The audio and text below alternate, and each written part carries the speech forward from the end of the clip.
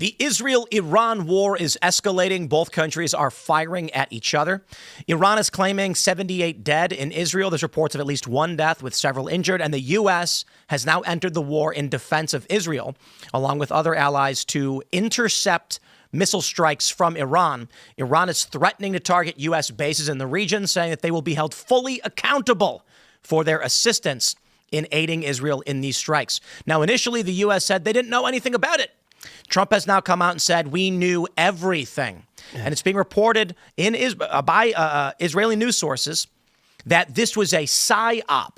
The Trump administration was pretending to want to negotiate peace, to deceive Iran into thinking a strike would not happen. Iran has now come out and said, we were deceived. So welcome, ladies and gentlemen, to the U.S.'s involvement in the Israel-Iran war, something that I think most of the Trump base did not want. And now MAGA is split. Tucker Carlson is ragging on these neocon personalities and saying Trump is complicit in this. So, oh boy, we had a lot to break down in exactly what's going on. Before we do, my friends, make sure to go to castbrew.com and buy some Cast Brew coffee, because nothing is better than a delicious cup of coffee when you are hearing about war and the end of the world.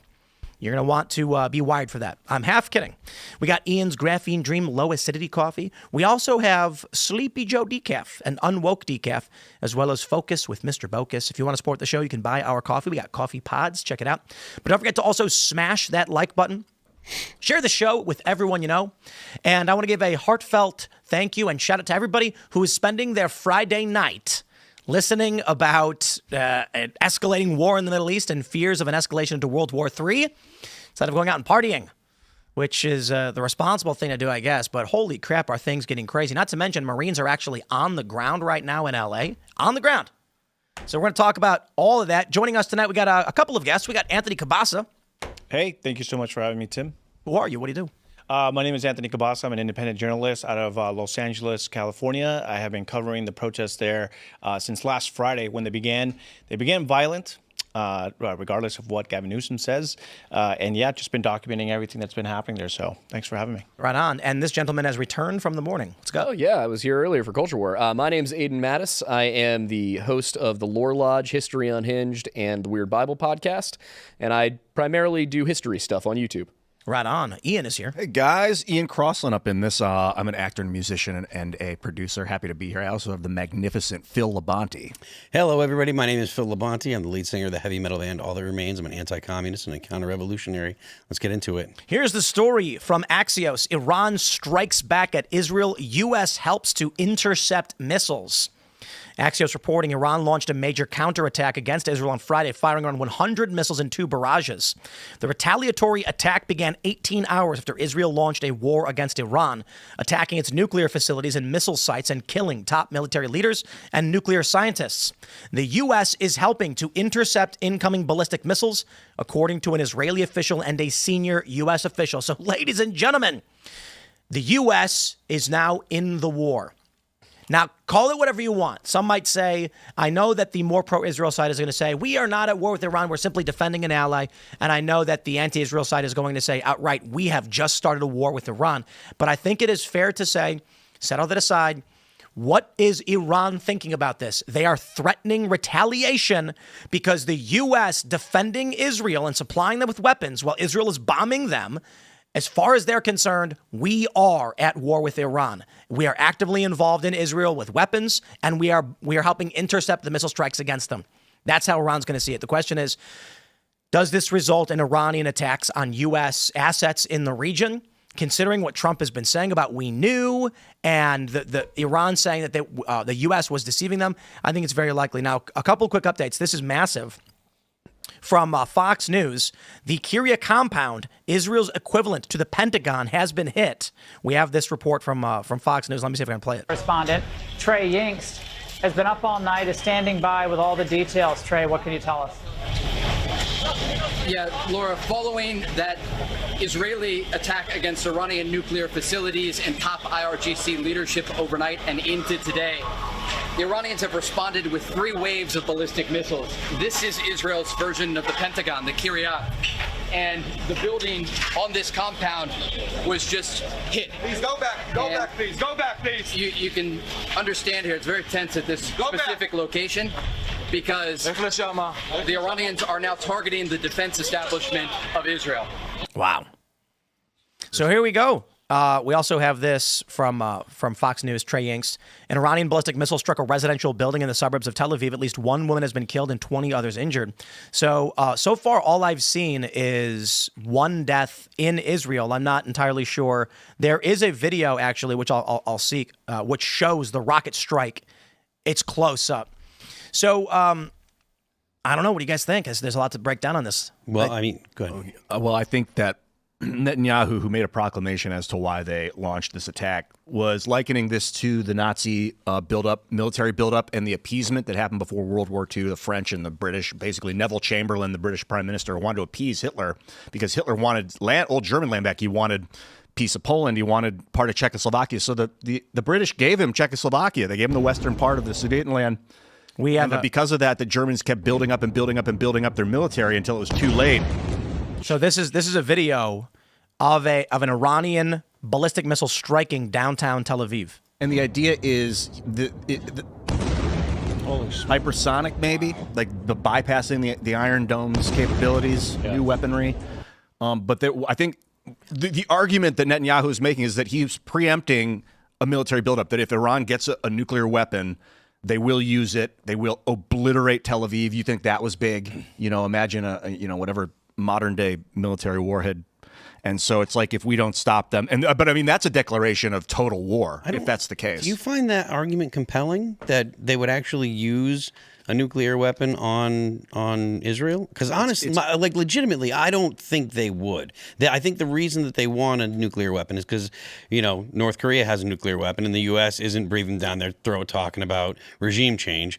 Libya gave up their nuclear weapon, and then, a couple of years later, NATO was running air cover for the rebels. So I don't think that Iran actually wants it specifically so they can use it to essentially set in motion the destruction of the Iranian regime, right? Because even if they killed a bunch of Jews, right, or a bunch of Israelis and did massive damage, the United States is definitely going to step in if they use a nuclear weapon in I feel like Iran would stand to lose a lot more, personally, like if they were to nuke, like if they want to hit Israel.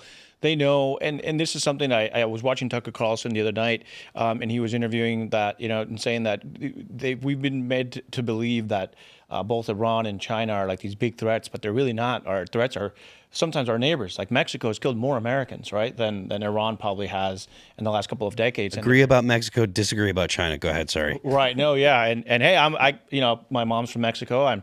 We're right there, and we see the disaster and the implications of having a bad neighbor to our south. And I think somebody, I don't know if it was Jack Basovic that posted, when are we going to strike the cartel sites in Mexico the same way we're hitting Iran, and I think it's valid. Israel took out all of their top military brass, and the U.S. is like, well, I don't know. Yeah. Cartels are actively killing people all the time. It's crazy. Yeah. I don't know how anyone can look at, the president of Mexico now, where Donald Trump kind of extended his olive branch and say, look, if you want us to help you with your cartel problem, we can. But of course, you want us to make it seem like, oh, we will never allow like another country to come in and take care of our own problems. We can do it by ourselves. But it's like, okay, you're kind of telling on yourself right now. Yeah. So I'm seeing a lot of people post, Israel has a right to defend itself. And I'm like, wait, hold on. You're not seriously implying that a preemptive strike on Iran was self-defense. That's been since thousands of years. They've been making that argument. It is. The Romans did it. They were like, look, because sometimes if you just sit back and wait and the enemy on the other side of the border builds up their military and you don't do anything, then they invade you. They destroy your industrial capacity. You can't rebuild your counterattack. So you do the preemptive attack as a form of defense because they're going to attack you. But that's right. The argument Offense is defense. It's the best defense. A lot of people say in war for sure. Like the French before World War II. Like if you're in a situation where you have to defend your life, like if you got a gun, you don't have to wait for someone to punch you to take your gun out. And so let's try this. Your neighbor says they are going to kill you, and then you're like, okay. And then one day you see him standing in his front yard assembling a 308 and while smiling at you. Do you have a right, or does it make sense to attack them? Technically, legally, no. No, you don't. Morally, I mean, in real life, you call the police. I don't think that's a fair analogy. in war, there's no law. Sorry to interrupt you there. It's very different when you're dealing with a nuclear bomb and mass casualties. Yeah. The scale of death is where things get weird. Now, I'm just saying, there are people who are ideologically captured on Israel. I call them the Israel First people, and they are like, denounce Israel strikes on Iran, Tim, and I'm like, I don't care. I literally don't. I'm not going to denounce Burma or whatever it is China's doing, or Tibet and Pakistan. Israel, Iran, whatever. I'll denounce the U.S. involvement and say the U.S. should not be involved in this. And I don't know if you guys have also seen, there's articles going around that as far back as like the 1980s, Israel has been putting out headlines, Iran is close to a nuclear war within 5 years. And there was like another one in 1995, like they're months away from an atomic bomb. And then like fast forward 45 years and it's like the same headline over and over again. Just, hey, there's a nuclear war that's about, and we have to go in there. To me, it just doesn't make sense because Israel, they've got so many different war fronts. They're going on in Syria, they're going on in Lebanon, they're going on in Yemen, they're going on in, they're still got Gaza to take care of. Why launch a new assault on Iran, knowing that the backlash? And then when I saw that they were getting that they had assaulted and done drone strikes in Iran, they're saying like, oh, now Israel is asking all its citizens to flee, into shelters because Iran's going to hit back. And I'm like, well, what did you expect was going to happen? Well, you almost wonder if they knew that was going to happen and if they're using it as a casus belli. And that Pentagon thing they got there, what's it called? That building that they have, it's a civilian military site, so it's like a human shield site. If it gets blown up, they're gonna be like, all the civilians that were there, and that's sort of Pentagon is the same thing. Yeah, like the military's usually directed by the civilians in like most democracies. This is the thing about this attacking Iran, claiming Iran's a big threat. In the late 70s, there was an Iranian revolution. The Shah, which was democratically elected president of Iran, got overthrown in suspectedly a CIA coup. The Israelis may have been involved, but they put in this radical religious sect, this Ayatollah Khomeini, this intensely radical Islamist, who's like the perfect enemy. And now they have an enemy to fight. It's similar with Hamas. The Israelis are apparently they propped up Hamas because they needed someone to fight against. The United States didn't back the Shah. They didn't back the. I think they backed the revolution. We overthrew the Shah and installed a democratic regime, which was then overthrown by the Islamic Revolution. So even right now, we got a super chat. And with respect to Scott Thomas in your 64 months, seriously, wow, thank you very much. He says, stop simping for Israel. They had negotiations for Sunday. They could have waited, but decided to be the aggressor. And this is what I'm talking about. How is it simping for Israel to say the U.S. should not be involved in Middle Eastern conflicts? Because the U.S. should not, because I have to be anti-Israel? You're not getting I'm as anti-Israel as I am anti-Burundi. And not only that, but I think, this is something that my audience has been asking me is why does Israel keep announcing, why does the U.S. keep announcing that they're going to strike on Sunday? They're going to strike on Sunday. Why tell your enemy? But it's also public pressure, right? Because if now Israel can kind of go back and the U.S. can kind of go back and like, look, for months and for weeks, we've been putting out, we need to strike a deal, we need to strike a deal. But you opened up the segment, Tim, with the fact that I guess Israel is admitting that this was all like a ruse, that the deals were actually just to like kind of deter Iran and kind of have its defenses down. So that's kind of a shocking revelation. The fact that it looks like Donald Trump is saying, yeah, we've been lying to Iran. So now I know there's a lot of people pissed off at Donald Trump because they're like, what the heck? Trump wasn't really negotiating peace. Well, also, more importantly, he wasn't just lying to Iran. He was lying to us. All of us, He told us that we weren't involved in this, and now it turns out we were. So we got a video. It looks like somebody who was in the building that got hit filmed it. Check this out. Okay. Yo. Jeez. That's crazy. Go! Ja, go, get out. Or he's right next to the building that got hit. I like that it's going back and forth between Hebrew and English. Yeah. He's cursing in English. Right. But he's in shock in Hebrew. Yeah. I mean, let's see what else I can pull up here. We have what's the next? Here we go. This is a story from the Dallas Morning News. Quote, we knew everything, Trump says as U.S. shifts military resources after Israel hits Iran. It's from the AP, as reported by Dallas Morning News. The United States is shifting military resources, including ships in the Middle East, in response to Israel strikes in Iran. President Donald Trump told Reuters in a phone interview Friday that he and his team knew everything about Israel's plan to attack Iran and that he had given Tehran fair warning it needed to make a deal on its nuclear program. We knew everything, and I tried to save Iran humiliation and death. I tried to save them very hard because I knew, because I would have loved to have seen a deal worked out. They can still work out a deal, however, it's not too late.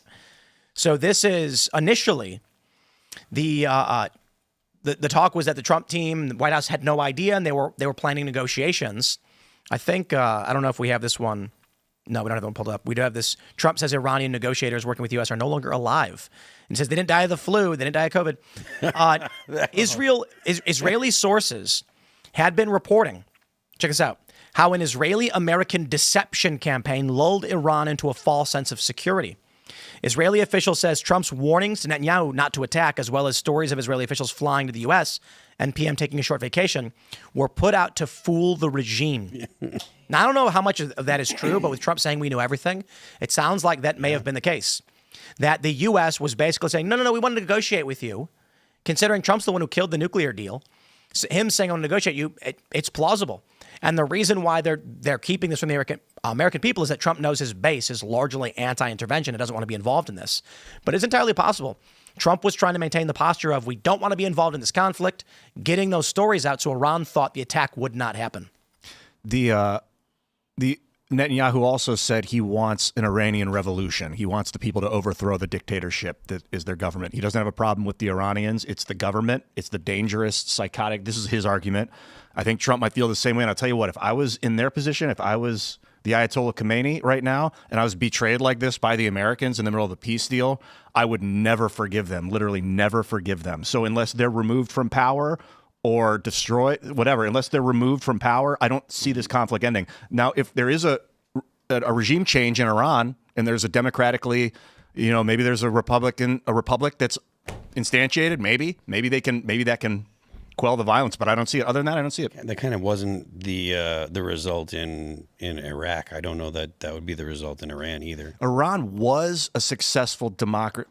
They do have a much longer history as this is going to sound bad, but as a civilized state. Like, they have been around independently for thousands upon thousands of years. On the other hand, Islam is a tribal. It's a religion that likes violence. And the concern that I would have is that what Trump may not be understanding here is that in Islam, in their eschatology, it says that in the end of days, the stones will cry out, "There is a Jew behind me, come and kill him." Yeah. So when you look at the people who are in charge of Iran, as much as the regular average Iranian probably isn't a hateful person, the people in control are, and their opinion is that it is better to die than it is to submit to the world outside of Islam. And that would be the concern I would have. I think it's foolish to go into a conflict with them expecting that they will tolerate their own people rising up. They will happily kill them before giving up power. I heard that the Israelis basically launched a surgical strike destroying members of the Iranian government and military, like top nuclear scientists. They were literally killing people in the room. Like, they were selecting the room that they were in, shooting ordnance into the room that really basically just killed the people in the room, and it didn't destroy the building or whatever. So sorry. Go ahead. Finish. No, that's it. I just wanted to clarify your point. It's not when the end days come, it's that they won't come. The quote is, "The day of judgment will not come until Muslims fight Jews and kill them.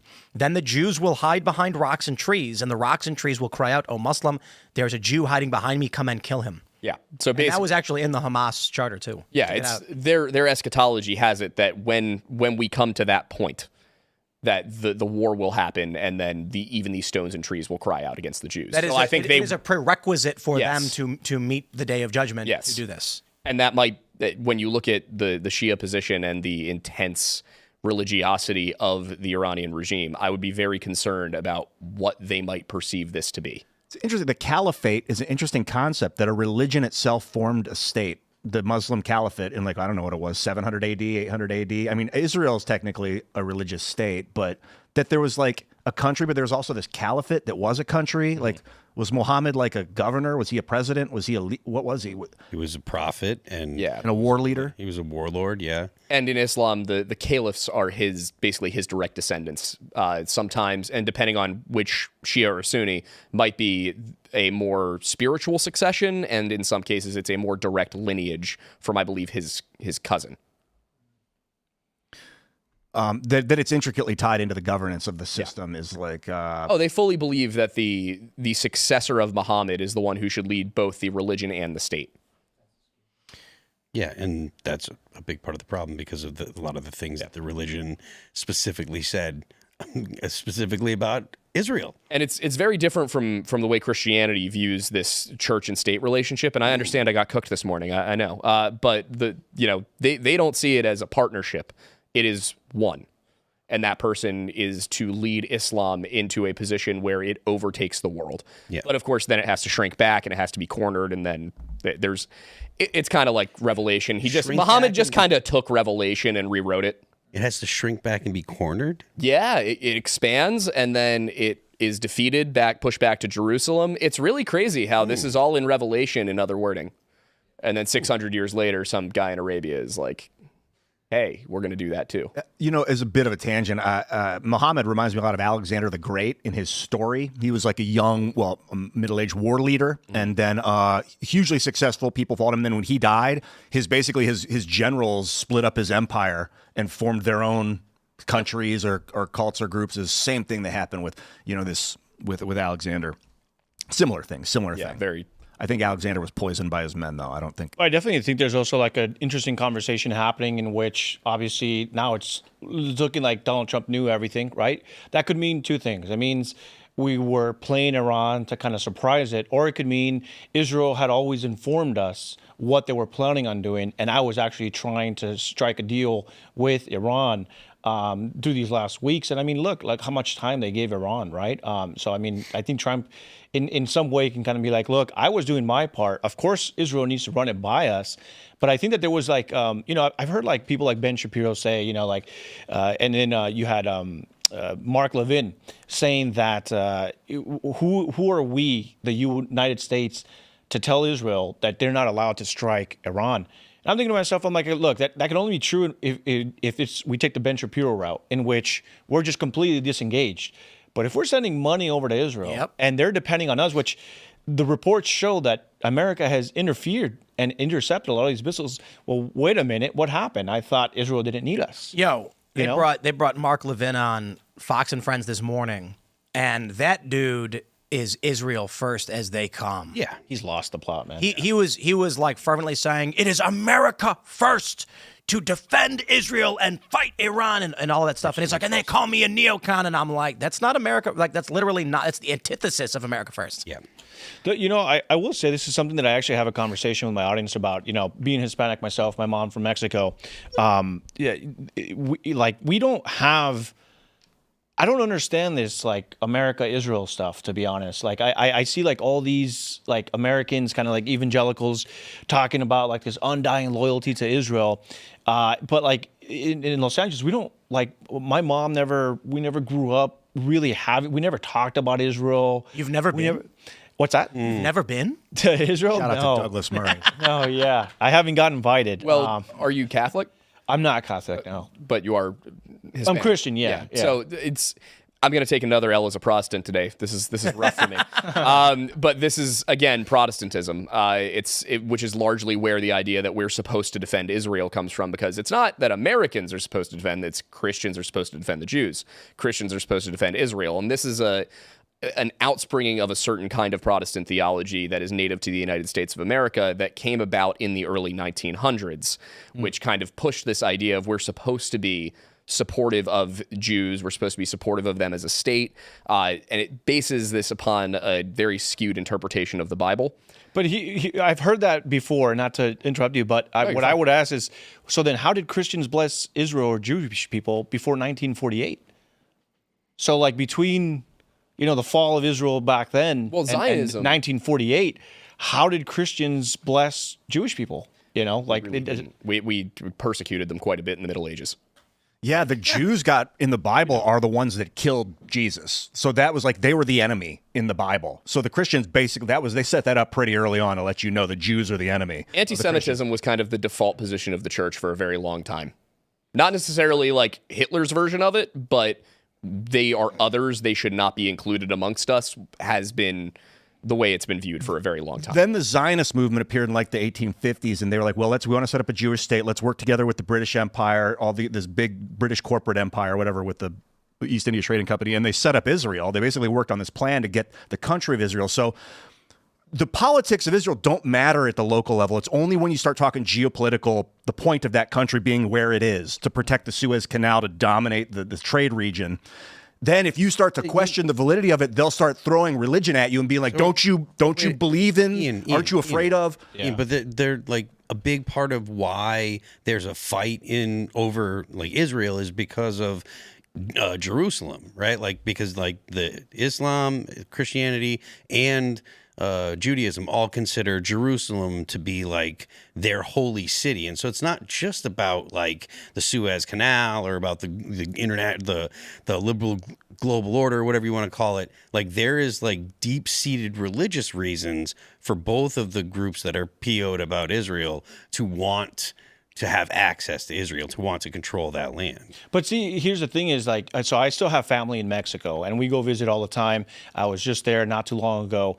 And it's just something that even in the churches, even the culture there, we never, ever, ever speak about Israel. Like we never talk about it, whether it's in the news or not. It's not like we're like, oh my gosh, like what's going to happen? Like, the Mexican people are not demanding that their government be like, hey, you need to do something. But then here, like you have people like Mark Levin, and he's like you said, it's America first, to be like, I would just never hear that, and I've gone to like Peru, I've gone to like Honduras. You just never hear this. It's just such a weird concept. What you're saying is someone needs to launch MyPAC? Oh yeah, MyPAC. Yeah, the Mexican Israel Public Affairs Committee. See, that's the thing. You don't have an APAC in Mexico. Well, the Israelis on MyPAC. Yeah, the Israelis have already infiltrated the Mexican government. They're what about Canada? Do they have a PSI-PAC? For sure. I hope they do. We got to sign them up. I feel like Canada's in China's pocket at this point. Yeah, we need Canada back. We need they have a CCC-PAC. Secret Chinese police in Calgary. Yeah. Well, there was talk of that here in the U.S. as well. The FBI mentioned that there were actually, I think it was like San Francisco area, New York, Boston kind of area. Can I just? So, I'm sorry, it's Friday the 13th. Oh yeah, it is. And we're just off the full moon. I wish I could say it was a full moon, but that was the 11th. Yeah. Oh, hot. Yeah. So we're close enough. So it's 95% illumination on energy. 95% illumination, Illuminati. That proves it. Yep, he's got it. God is real. I think that the reason you don't hear about it as much in Mexico, and we do in the United States, and I wonder if they hear about it in Britain. I don't know. Maybe you guys know more, or in Australia, the Five Eyes Spy Club. I feel like they set up Israel and gave it nuclear weapons, and I say they, I mean like the liberal economic order that hold out of the British, corporate empire. I call it corporate because when they created the East India Trading Company, that thing took over India, took over China, it took over. So they set it up. They gave it weapons. They basically created a nuclear bulwark in the East to protect our interest, the liberal economic order's trade interests, and they're highly obsessed with maintaining it. That's why you hear about it constantly in the Five Eyes countries. It's the world order. When George H.W. Bush said in what was it, the early 90s? 93. He said some people can imagine a new world order. The phrase new world order literally was a reference to the liberal economic order and the restructuring of it. And then when a bunch of people started saying the new world order, they weren't describing a proper noun as capital N, W-O. They were saying lowercase n, capital W. Yeah, like at one point, the liberal economic order was a new world order at that period of history. So they wanted another. Pull that one up. There's actually a soundbite of President Biden saying, it was one of his ramblings early on, and he was talking about, there's actually a soundbite of him saying in front of a press conference saying that a top general told him in a top secret meeting that the liberal world order began after World War II. And I was like, what a very odd thing to say. Here we go. And it just kind of went into that. But here we go. Is more 1991 than one small country. It is a big idea, a new world order where diverse nations are drawn together in common cause to achieve the universal aspirations of mankind. What was it? Hold on. What is at stake is more than one small country. Okay. The universal aspirations of mankind, peace and security, freedom, and the rule of law. And so I say we must clean the house of white America of racism. Americans who are in the white majority should be proud to stand up and be heard denouncing the sort of racist rhetoric we heard on that tape. so loudly and clearly denouncing it that our black fellow citizens can hear us. White racism may be black people's burden, but it's white people's problem. I don't know what that has to do with the New World Order, but it's in the same clip. That was the Sister Soldier moment. It's just so weird. Yeah. Forgettable. Well, there's the New World Order, the proclamation, and for, like you said, 20 years, people thought it was a conspiracy theory. People like Alex Jones would talk about it, and they thought he was like, and they in the WWF, they had the corporate press created a proper noun, New World Order. You can search for it on Wikipedia. But it was never a proper noun. It was a descriptive phrase for the Council on Foreign Relations, the International Monetary Fund, the World Bank, all of the system that was called the Liberal Economic Order or the Liberal World Order. Yep. Based out of well, not based, but the Bank for International Settlements kind of is the mother brain out of Switzerland. All the central banks, the New York Federal Reserve, the Bank of England, and the Bank of Australia run their money through the Swiss bank, and that's kind of the brain of this system. And here we have it from the Council on Foreign Relations.org. What is the Liberal World Order? Set up in what, 47, 49? Right after World War II. From natural disasters to deadly diseases to wars, the world can be a turbulent, even chaotic place. But around 75 years ago, a new system was imagined to temper this turbulence and improve the lives of many.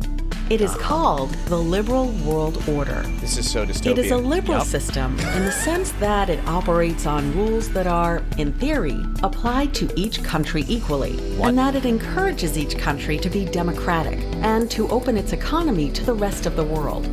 It is a global system in that every country around the world is encouraged to join and follow those rules, even if some do not. And it is a system. And what happens to those that do not? Dude, if you put the Helldivers music behind that, it would fit perfectly. It is. That's what I'm saying. And look at what it says. It says right there, after World War II. And it all began. And that's why I just found it really odd, because Joe Biden was talking about something completely different. And for some reason, he just decided to throw it in there. And by the way, I met with the top secret general who told me that right after World War II, that's when the Liberal World Order began. And I'm just like, well, what was it before that? What was... It was multipolar. They had the League of Nations, which was an attempt at like a UN, but it was multipolar in that Germany was uncontrollable. Yeah. They were building up their... So after World War II, they were like, never again are we going to let a country build up its military and sneak attack and take over France. So they built this super secretive, aggressive military-industrial complex they called a New World Order. They set up Israel in 49, I think, 47, 49. 47 into 48. Yeah. Right after they said, as part of this construction of this order, they instantiated Israel and the mandate for Palestine had been, the British mandate had been set up. And there it is. Now they want to kind of evolve it into some new one, and they were never clear about what it's going to be. So you know where they really lost it though, and the reason it's falling apart is because they wanted everyone to be gay. And I'm not joking. When they tried pushing gay communism on third world countries and even the United States, it created a massive backlash. In the U.S., when corporate institutions adopted this, whether it was through mandate or I think it was more emergent, but it may be a combination of powerful interests saying, okay, let's roll with it, and social media pushing it.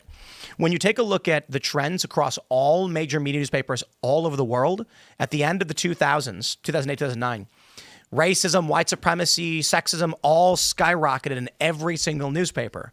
Once the woke critical theory emerged, a major backlash erupted across many of these countries, including Europe and the United States. Mm-hmm. Do you think that they were like, our forced sterilization projects aren't working, they're getting upset?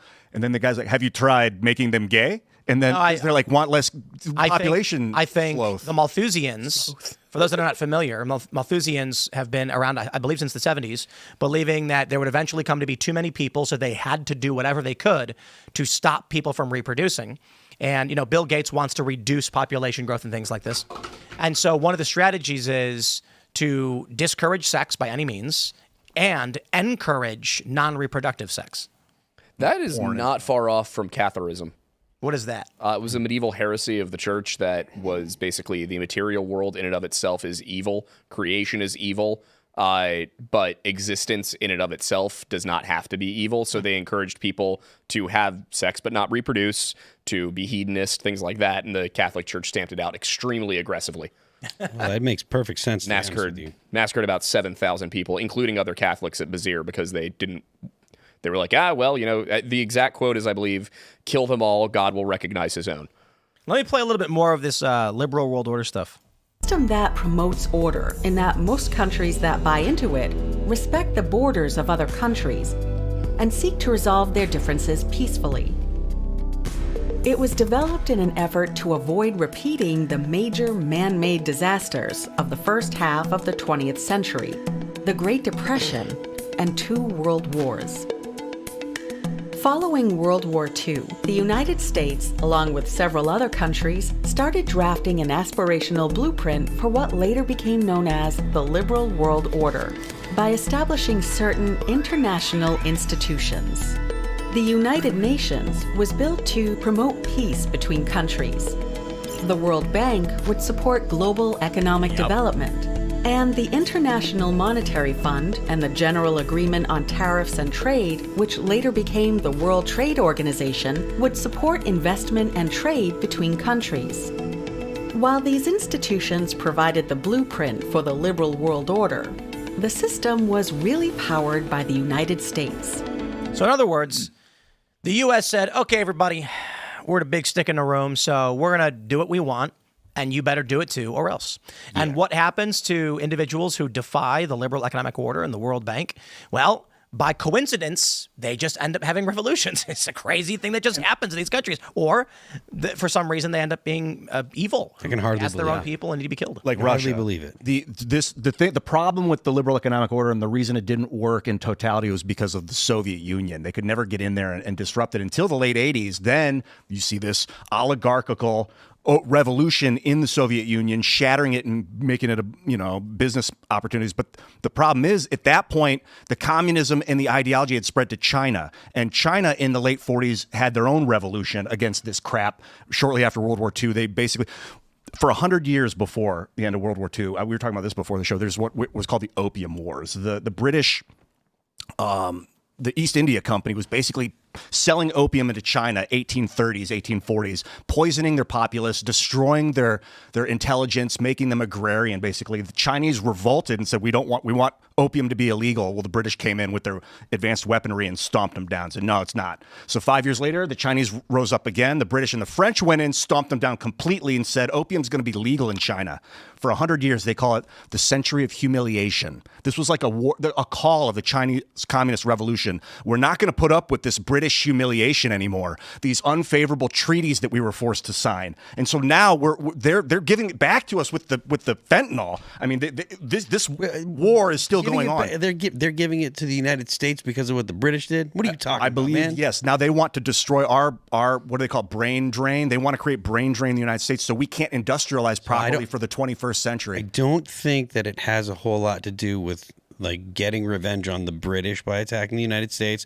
I do think that the United States and China are rivals. It's not one of those things like the way that the former administration used to articulate it. They would say that we were partners, or that we were in friendly competition. I do think that it's actually not friendly competition, but I don't think that it has much to do with the way that England treated China 100 years ago. I'll be more clear. I think that it's not that they're have a personal grudge. It's that they look at what's the arcing power structure on Earth right now. It's the liberal economic order. Let's destroy that with the same technique that was used against us. Let's poison their populace through opium. They're doing a very specific, ultra nationally capitalist thing right now. Yes. And that's kind of, I think, their main way. Fentanyl is probably being used to hit us, but the way China is doing things is that they are putting their tentacles into South America and Africa and the Middle East through the Belt and Road Initiative. And what they plan to do is offer these countries more than they could ever possibly repay in infrastructure and things like that. And then when those countries default on their debt, well, now China gets something back somehow. What is it? It's their natural resources. It's that China gets to build military bases. China might even get to take over their governments. So China's doing something very insidious to extend its empire into the world that the United States has basically propped up with aid for not hundreds of years, but decades now. And they're trying to usurp that from us while at the same time poisoning us from behind. When I'm looking at the two threats on Earth right now, I feel like the Communist Chinese Party and their expansion is deeply concerning. Like if they're building up a military secretly, that could be a big problem for. They're not doing it hacks. It's not secret. Well, they're doing a huge. We know military there are things we know about, but maybe there's things we don't know about too. We don't know. We wouldn't know. But then, Fair enough. Then there's also the Middle Eastern stuff, and I keep looking for a linchpin. I think it's the Russians. Like ultimately, if there was a global fight, whoever Russia sides with will win. Why? Because they're the landmass in the middle. Most amount of nukes. They've got. You can't invade. I mean, you might be able to. Well, but no, I don't, I'm not. Actually, you can easily invade Russia. maybe now with modern tech. Back in the day, you'd freeze on the battlefield, but That's always been the challenge. But with modern tech and the fact that they have a large landmass and the population is relatively small compared to their landmass. But they are like you mentioned, highly militarized, massive society with More nukes than anybody huge else. army. And red, white, and blue, baby. Like it's not the time on the world to 146 million people. Yep. But they have more landmass than Pluto. Yeah. That's hilarious. But what's interesting is I used to kind of think that way too, where it's like, man, Russia's like this big threat, and then the Ukraine secret operation happened. And I feel like that just really put things into perspective in modern day because there's so many people, when I talk about like the oncoming war and what's happening with Russia and Ukraine, what's happening Israel and Iran, there's a lot of people that I think they envision this new war to be like, hey, we're storming beaches again, we're dropping off all these troops, etc. But I think that this next war, if it evolves into that, and it's looking like it is, it's going to look a lot more like what Ukraine just did to Russia. And what frightens me really is all these people that just came in the last 4 years with open borders. And what kind of drone technology were they sneaking in? What kind of drone technology are they building with stuff already here in America? And so we were talking about this earlier, right? I've been covering the LA protests since last Friday. And there was one day specifically where the police were pushing back the protesters. And there was a car just stuck there. And it was on because you can see the exhaust pipe and it was, had the exhaust coming out of it. And the police were telling it, hey, you got to move. They were like, roll down your window. You got to get this thing out of here. And just for a split second, I was like, this thing's about to blow up right now. This thing's a bomb. You got Laura Loomer. She's been warning about like, hey, stay out of the cities this weekend. I think something's bad's about to happen. Obviously, we've got global conflict. You got Representative Anna Paulina Luna, who said that she has text messages from Intel saying that she knows for a fact that there's going to be bad actors going into the cities and causing mayhem. And so that's all it takes. There was actually there was a guy that threw a Molotov cocktail at police in LA, and I captured it. That guy ended up being an illegal. So I who wants to make a bet? I'll make a gentleman's bet. I doubt anyone in the room will take it. That within the next week or two, there will be an attack on Americans from some kind of Iranian actor. Iranian actor? Yeah. The next week or two? Or that's what it would be told to us, you mean? Oh, yeah. Like that's going to be like the headline? No. I didn't speculate anything beyond. Okay. There's going to be. So who wants to take that bet that it would not happen? In the next week or two? I'm tempted just because it's such a short window. Considering that Israel is bombing Iran right now. Yeah, like I said, I'm not. For the warmonger interests, they need only that tinder that has been laid for years to be ignited, which is, we have been told because of Joe Biden that there are Iranian-backed influences, insurgents, and terrorists who have entered the United States. Mm-hmm. And what would happen now if a bomb went off in a U.S. city and they said it was a guy who came through the border and is Iranian? MAGA would immediately say, this proves it. We were right the whole time. Joe Biden did this. Iran is at fault and attacked us. Now we have to go to war. The only way I agree with that. I would only believe it if the Iranian government claimed it was their attack at this point. But even then, that could be a fake claim. I don't know what to believe. Right. The media reports will just say they claimed it. Others. I'm just saying, if there really is an interest in the U.S. getting involved in the war, the tinder has been set. There has to be an attack. I discussed this with Secretary Noem.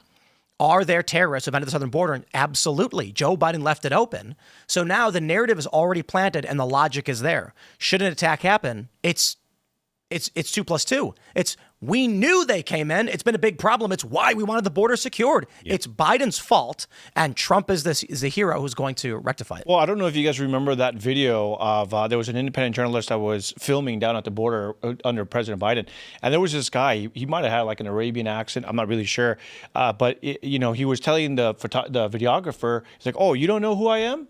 Don't worry. pretty soon Yes, you'll know who at I the am. You border. remember that video? Yes, I remember right? that So he was warning the Americans because he knew, like, hey, I'm going to post you. I've got your face. I'm going to post you. And the guy was kind of like egging him on. He's like, oh, do you know who I am? And the videographer's like, no, I have no idea. He's like, pretty soon you and your people are going to know exactly who I am.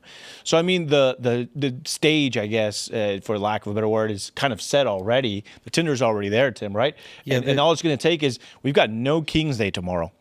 I'm getting from sources that we got LAPD sources texting me, people that work in these offices saying we're going to be completely overwhelmed tomorrow. We don't have enough manpower for even just the small cities, let alone the big proper LA proper in downtown LA. Let's set aside any even conspiratorial thinking on this matter.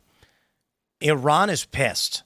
They're threatening retaliation against the United States for our involvement in the Israel-Iran war, and we are supposed to have millions of people marching in the streets tomorrow across the country. Yep. That is a perfect opportunity for our enemies, in all seriousness. Now, I don't think they're that stupid. They are. Yeah, I mean, you know, I was talking about this earlier, and I was thinking, I mentioned this on one of the morning segments. How come criminals get caught so stupidly? And I'm like, oh, because if they were smart, they wouldn't be criminals. They'd make money in a relatively easy way. Iran is in the position they're in because they're not that smart. That's fair. You know, so, but also people are emotional. They may be thinking, you know what? We're going to lose, but who cares? We're going to make sure the world hears us. It's like that. Let's do a pop culture reference. When Ivan Vanko says to Tony Stark at the beginning of Iron Man 2, when you make God bleed, the sharks will come. There are people that know. I mean, these are people who kill themselves. They will not see the fruits of their attack. So I wouldn't put it past Iran to actually say, let's take the opportunity to attack Americans. However, that being said, my point is I also believe I wouldn't put it past U.S. intel to be like, this is a perfect opportunity to false flag Iran. Yeah. Yeah. If you know what they did with there was the Bay of Pigs where they were trying to, or no, it was in Cuba. Northwoods. Yeah, Operation Northwoods. They tried to get Kennedy to sign off on a false flag to Lemnitzer. What was it? Lemnitzer. What's that? That was the Joint Chiefs of Staff. Oh, he wanted to get him. And he wanted Kennedy to sign off on false flag attacks where they would have fake Cubans attack Americans. Yeah, Americans dressed up in Cuban outfits attacking Americans. And they were going to kill Americans to make the attack. And then people get pissed off at the Cubans, and then they want to go to war with Cuba. So, like, see, we're in the age of decentralized combat. Another pop culture reference. How many of you have seen Andor? I saw the first season.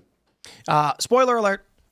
I'll keep it light, but second season largely involves. That's why I recommend you watch it. Though there's like woke elements to it. It is.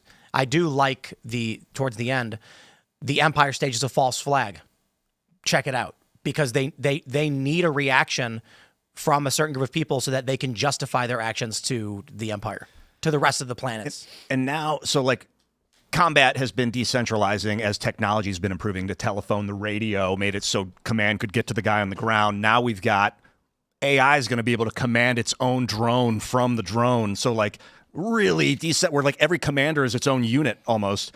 And anyone can go rogue and dress up in an outfit of an Iranian and do some crap, highly explosive crap. Not anyone, but a lot of people. Man, I'm actually pretty worried about tomorrow. I'm so glad we're at the man-made horrors beyond our comprehension stage. You know, to be really fair, great. they were always within our comprehension is the worst part about it. Yeah, I mean, you know, I'm reading the chat right now, and everyone's like, "Oh, you guys are just trying to fearmonger." But let's just be honest: like, no Trump supporter is going to be out there counter-protesting the liberals that are out there protesting. I mean, I'm just saying, from like 6 days of seeing the protest in downtown LA with Mexican flags, communist flags. Did you see the Dallas videos? Where I wasn't coming now. In Texas, people are waving American flags and counter-protesting armed, and they have guns, and there's a woman with her hand on her gun telling people to get back. Oh, wow. No, There were no, militias I didn't taking see that, control of the streets in San Antonio. Yeah. Were you guys advised people to stay home tomorrow, generally? I mean, like up to you, I'll be out there as an independent journalist. Like, nothing's really going to stop me. I mean, I've got bulletproof vest. I've got a bulletproof helmet. I mean, I don't know how good that's going to do if an explosion goes off. Gas but mask? I got a gas mask, yeah. Oh, yeah, I've been doing this. I covered the Floyd riots from beginning to end. Okay. I was in Minneapolis when they gave the verdict to Derek Chauvin. Okay. You know, free my boy, Derek Chauvin. Yeah, his last name, how unlucky, chauvinism, and his name's Chauvin. Like, What come does on, chauvinism mean? Good question. It means patriotism. Oh, it means Staunch nationalism. That's weird. I got twisted to mean that you're Like a gentleman, right? Misogynist. Like chivalry, you, like you open. Oh, that's chivalry. Yeah, you're right. male chauvinist. Is someone that's Chauvinist means staunch nationalist. interesting. Yep. Okay. Yeah. how they lie. I'm not fear-mongering right now. I mean, look, sometimes things can be terrifying. It doesn't mean that you're not going to do it, or it doesn't mean that you're going to stop and change. But you got to acknowledge threats when you see them, and this is a very potential threat. You're fear-mongering. Am I? I mean, such a fear-monger. The original definition, let's just be real. The original definition was excessive or unreasonable patriotism and nationalism for a fervent faith in your nation. However, from there, it evolved into a prejudicial person. Okay, so just obsessive, the first part of it, the obsessiveness of it. It came from a legend. French soldier Nicolas Chauvin was badly wounded in the Napoleonic Wars and received a meager pension for his injuries. After Napoleon abdicated, Chauvin maintained his fanatical Bonapartist belief in the messianic mission of Imperial France. Despite the unpopularity of his view under the Bourbon Restoration, his single-minded devotion to his cause, despite neglect by his faction and harassment by his enemies, started the use of the term. Oh. There you go. Okay, I think I heard that right. He was betrayed by Napoleon, or he was just injured, and then No, he was injured in the war, and he wasn't paid very well. and he maintained love for the state. Yeah. And the dear leader. Just the last thing I'll say about LA too is, per my sources at LAPD, they're calling in every single police officer. Like I know police officers that were on vacation. They're like, no, vacation's canceled. You're all coming in. So yeah, I'm not trying to fear-monger. I'm just trying to give the data, and if people, out here, it's supposed to rain, and Trump's having his military parade. Yep. So,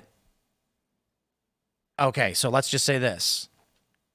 We have been told for a couple years now, Joe Biden opened the border. Chinese nationals, Afghan nationals, extremist terrorists of various factions from various countries have entered this country.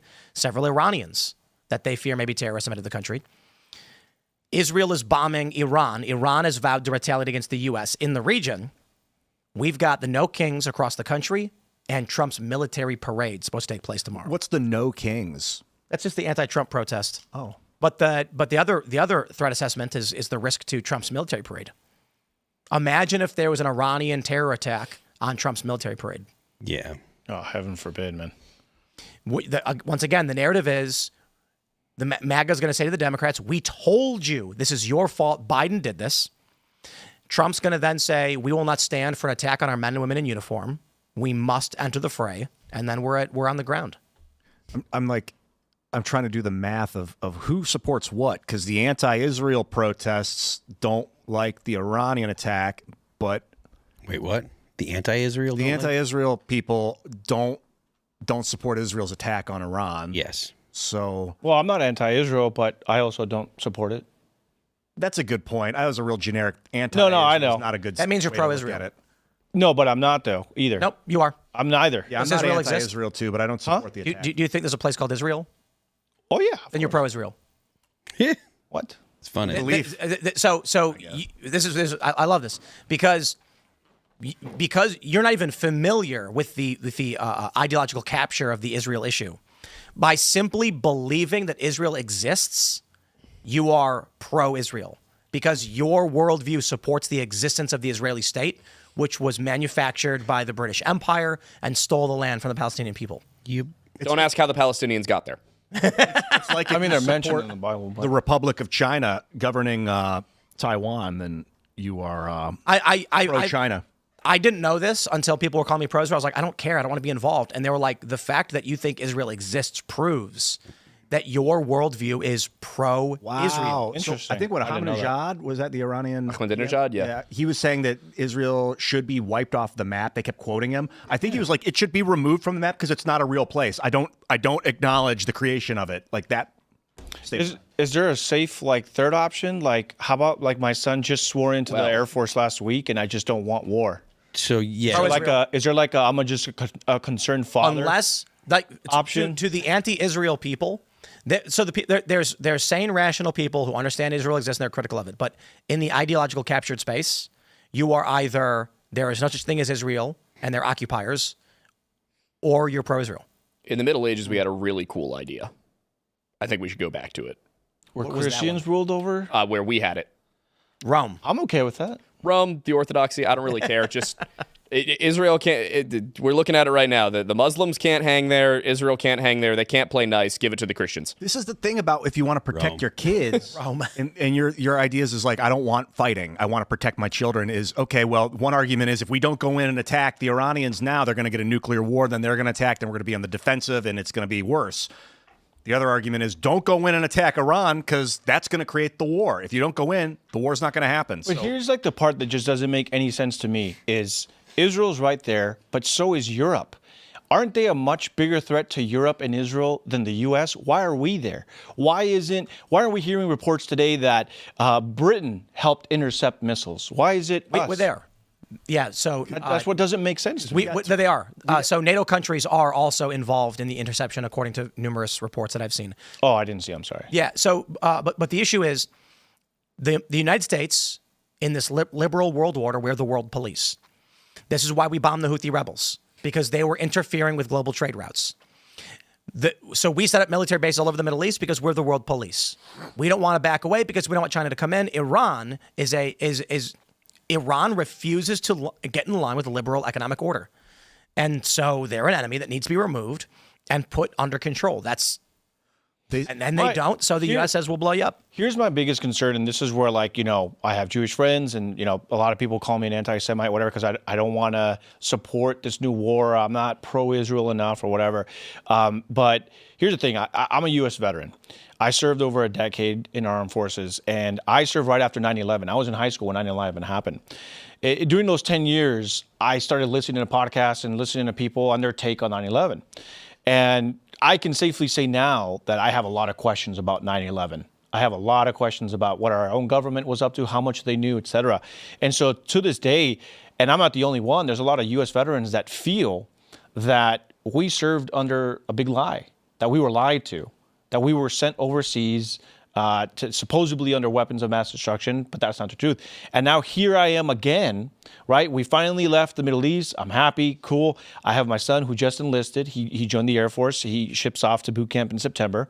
And now we're doing this again. But this time it's Israel launching first. And people are like Mark Levin. He's like, it is America first. I'm like, look, man, on my father's side, I'm fifth generation American. My grandfather served. He was a prisoner of war of Korea. My father served as a U.S. Army Ranger, so he was Special Forces. I served, and now my son is serving. But it's like we're tired of these wars. And what I'm more tired about is the lies that we go to war under. And I just feel personally, and sure, people can call me whatever they want, that saying that, well, if we don't do this now, Iran's going to have nuclear, I just don't think that's a legitimate reason to enter a new conflict in the Middle East that one day my son will call me and be like, Dad, I'm getting deployed to the Middle East. Let's jump to the story from The Independent. Tucker Carlson turns it up. Ex-Fox News host blasts complicit president for backing Israel after attacks in Iran. They say the former Fox News host and MAGA figurehead rebuked Trump and the administration in his newsletter titled, "This could be the final newsletter before all-out war." Quote, "Despite being complicit in the act of war, the president hopes last night's events will help his ongoing nuclear negotiations with Iran. While the American military may not have physically perpetrated the assault, years of funding and sending weapons to Israel, which Donald Trump has just bragged about on Truth Social, undeniably placed the U.S. at the center of last night's event." So we also have this tweet from Tucker where he's directly calling people out. He says, "The real divide isn't between people who support Israel and people who support Iran or the Palestinians. The real divide is between those who casually encourage violence and those who seek to prevent it. Between warmongers and peacemakers.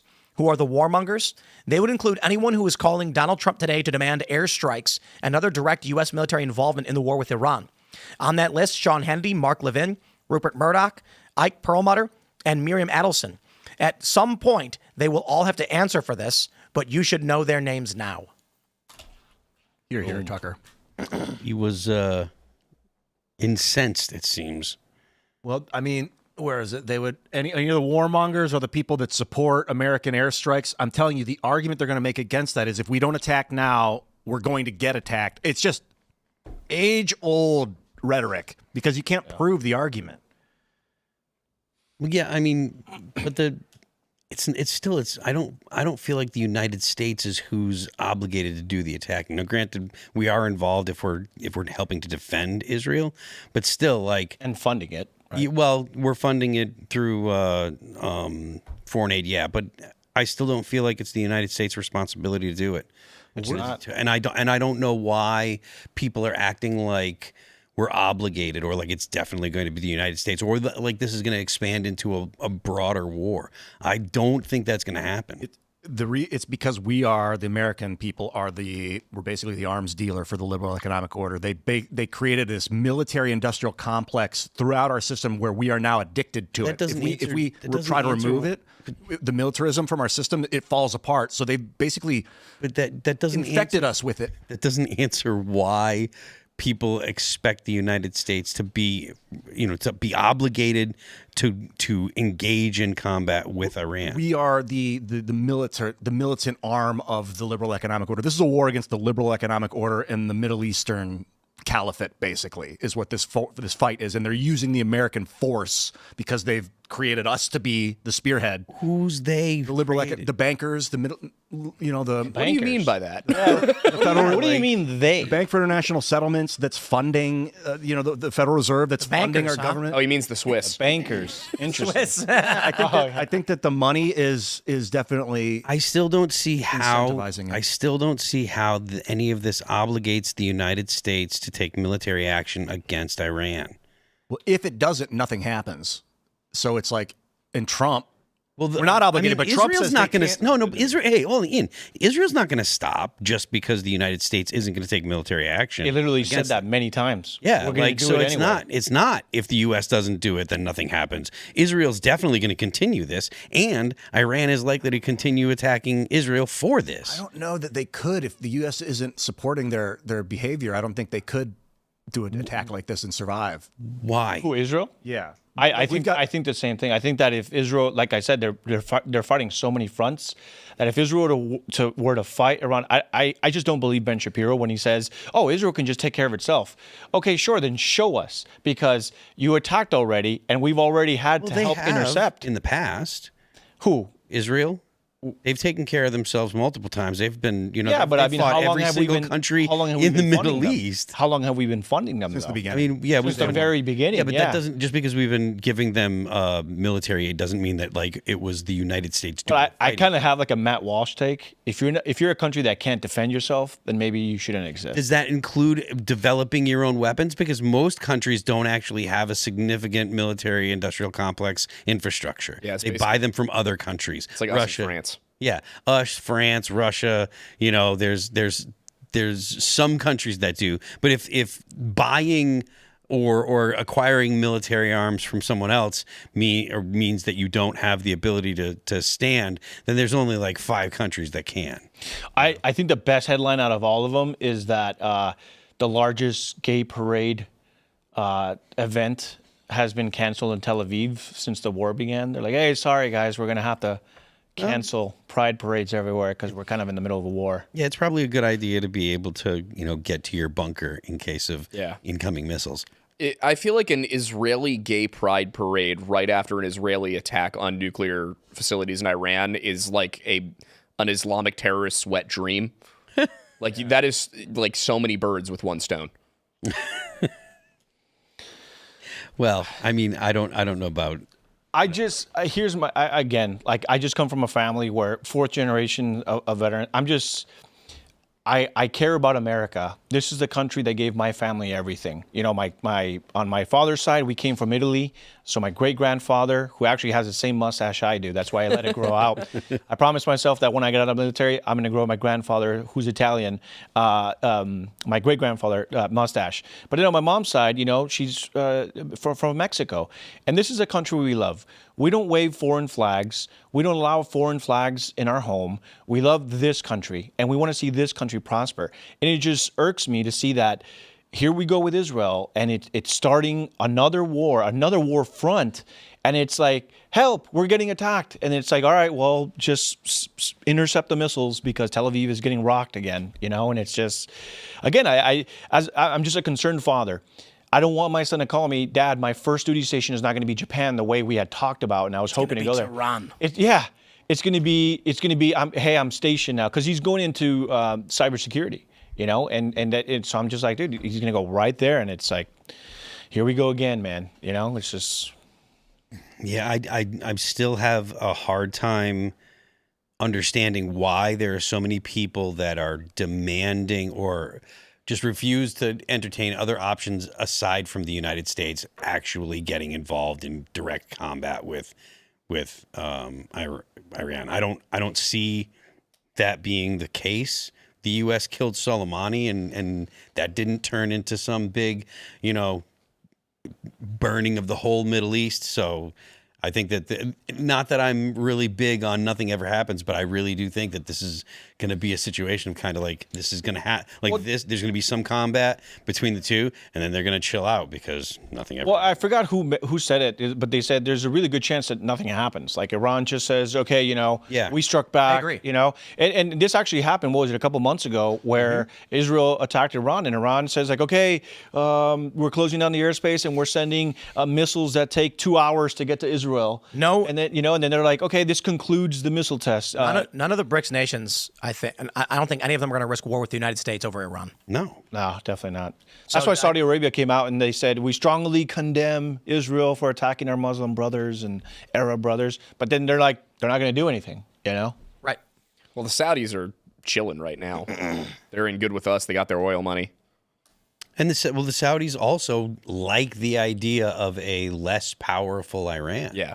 If Iran, when they say Iran with a nuclear weapon destabilizes the region, it's not just about Israel, though Israel is the main target and the thing that's going to garner the most attention in the Middle East.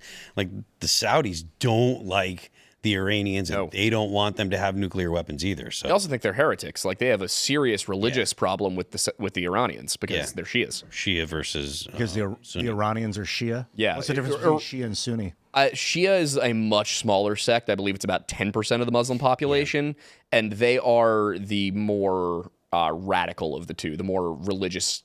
They're the more religious of the two. I think they believe in exactly 12 imams, and we're on the last one right now or something like that. I can't remember the exact details. But basically, there's the Western version, the one that spread west across North Africa and became the Islamic Empire. That was the Sunni side, and the Shia side took root in Iran. It has to do with who should have been Muhammad's successor. Yeah, that's daughter is the Shia, were the ones that thought his daughter Fatima, was that her name? So the Shia was they wanted his cousin and son-in-law, and the Sunni believe Abu Bakr. Yeah, that was like his number 2 guy. Yeah. Was supposed to be the leader. Like I said earlier, basically spiritual succession versus lineal succession. Oh, bloodline versus spiritual right. Interesting. Yeah, the Sunni, I don't want to take sides. Just from an outsider, like the Sunni look like more legit. I don't want to take sides, but I'm right. Obviously, 90%. I love the Sunnis. Where they worship the sun? Is that where the word sun comes from? S-U-N? It's Semitic. It has nothing to do with the sun. Really? Okay. Yeah. And the majority of Muslims are Sunni. She is a small sect, and Iran likes to poke people in the eyes because they don't want to get along with anyone. I still, one of the best moments on the show ever was when Michael Knowles called Seamus a Wahhabi Shiite Catholic. And Seamus went, "Thank you, Michael, thank you." Oh, yeah, Sunni comes from sunnah, which means way or tradition. So this is like it's the traditional, and then Shia what's Shia mean? Yeah. Something. There are very few Shia majority countries. It's Iran, Iraq, Azerbaijan, Bahrain, Lebanon, Yemen, and then that's basically it. Yemen is Shia. Well, that makes sense there, so that the Iranians are supporting the Yemenis. Yeah. Lebanon used to be Christian. Yeah, well. And then we got outbred. It's not anymore. A lot of places used to be Christian. When are the Funny how that happens. When are the Abrahamic religions gonna break bread? We aren't. Ever? Aren't they supposed to? We don't want to. Wouldn't Abraham want them to? No. Well, no. We had this debate this morning. Right. We had this debate this morning, and it was actually something that got pretty fiery, where Jay and I were on one side, and Tim were on the other No, but side. Jay got mad at you. Yeah, I know. I don't know how that happened. Don't be a Protestant, guys. It's rough out here. We this morning we had a debate on Orthodox and Catholicism and Protestantism. I was just kind of there. But yeah, the argument that we were having, Jay and I are sitting there like, well, the Catholics in Vatican II are arguing that Muslims believe in the same God that we do, and Tim didn't agree with that. But basically, what we all agreed upon is that no, Muslims do not worship the same God that we do. We worship a Trinitarian. I agreed with Tim. Yeah, that's what there I were said. two Tims. Yes. I thought you said Tim didn't agree with it. No, Tim didn't agree that with our take. Oh, right. Yeah, I might have misspoken, but yeah. The Vatican II basically was saying, my interpretation was that what they had written in the book is that Hindus are looking for God and they found some of the secrets, and Muslims are worshiping God, but they're all doing it wrong, and they need to be doing it this way. And so I said, oh, yeah, I get that. It was more of a dogmatic contradiction argument than anything, but the point was that we all agreed Muslims do not worship the Christian God, at least not properly. They might be trying to, but they're not doing it. And in the same way, Christians worship a Trinitarian God. The Jews do not, and the Muslims do not. So neither of us, the Muslims would agree that we all do. Jews and Christians do not agree with each other on worshiping the same God, but we also look at it kind of as a, live and let live situation. Let's jump to this next story. Ladies and gentlemen, breaking news. War is gay. And that's true. That's a fact. We have this from the Pentagon Pizza Report. Freddy's Beach Bar, the closest gay bar to the Pentagon, has abnormally low traffic for a Thursday night, potentially indicating a busy night at the Pentagon. And as we can see here on Google, you can see for the, I believe that's the 10, from 9 to 10, 10 to 11, nobody's there. What the heck? Dead. Nobody's there. Where's Lindsey Graham? Later, it's a ghost town. So the gay bar was empty. Yeah, where's Lindsey Graham? I mean, I'm not saying. Oh, didn't Natalie Winters just come out? Who she work with Bannon, right? Yeah. Natalie. She just came out with like this big article saying that like just basically everybody is gay in D.C. Just some of them are open and some of them are not. And then I replied to her, and what was really surprising to me was the article, for whatever reason, had Terrence Williams on it. And so like the black guy, Terrence Williams. Where did she post this? On X? She posted it on X, yeah. And so I replied and I said, "Wait, why did the New York Post, I don't know who posted it. Why did they use a picture of Terrence Williams? Is he gay?" And she just replied, "LMFAO." And I'm like, "Oh my gosh." Yeah. I couldn't believe it. I was like, "Wait, why did they Most men are gay in D.C., either out or closeted, depending on whether they're Democrats or Republicans." So if they're out, they're Democrat. If they're closeted, they're Republican. And she confirmed that. Yeah. Scott Presser says true. Then it must be true. My goodness. Maybe they're just focused on their work. No, that's probably not true. I mean, we're not talking about, You think there's work just they're doing. cocaine and hypersexualization, just aggressive, animalistic, just dirty sex in D.C. going on? Just the Yes. grossest, darkest. Madison Cawthorn warned us. Yeah. Oh, yeah. And then that video came out, which shall not be described. Oh, really? A video? Dudes. The video of the two guys in the Senate chambers going at it. my God. Look what you make me do. Ian did that on purpose. Made you think about it. It was disgusting. Whatever you do, don't watch that video. No, I'm kidding. Dude should be in jail. Yeah. I'm surprised he's not. Yep. Why are you surprised he's not? Then they'd have to jail everyone else. The guy that was having sex on the Senate floor. Yeah, there's a whole Like, himself. I mean, and I mean this somewhat seriously. I bet a lot of the Epstein files would out a lot of gay dudes for banging little boys, and I'm sure that's a component. Well, of what according all to the stuff they're Elon, doing. There's a reason why they're not out yet. Yeah, I don't know. He said he back. regretted that. Yeah. And what then it's happened? like, do you regret that you truthfully accused the president of being involved with a pedophile and that there's retaliation, or do you regret making the story up? Because that difference is pretty important. I don't like how that just got swept under the rug and we're pretending it didn't happen. Well, you know what's funny is Blue Anon. So I actually have people, even in Spanish media, some Spanish leftists that I follow. There's this guy, his name is Carlos Eduardo Espina. He's like the #1 TikToker in Spanish, and he does like media and politics in America.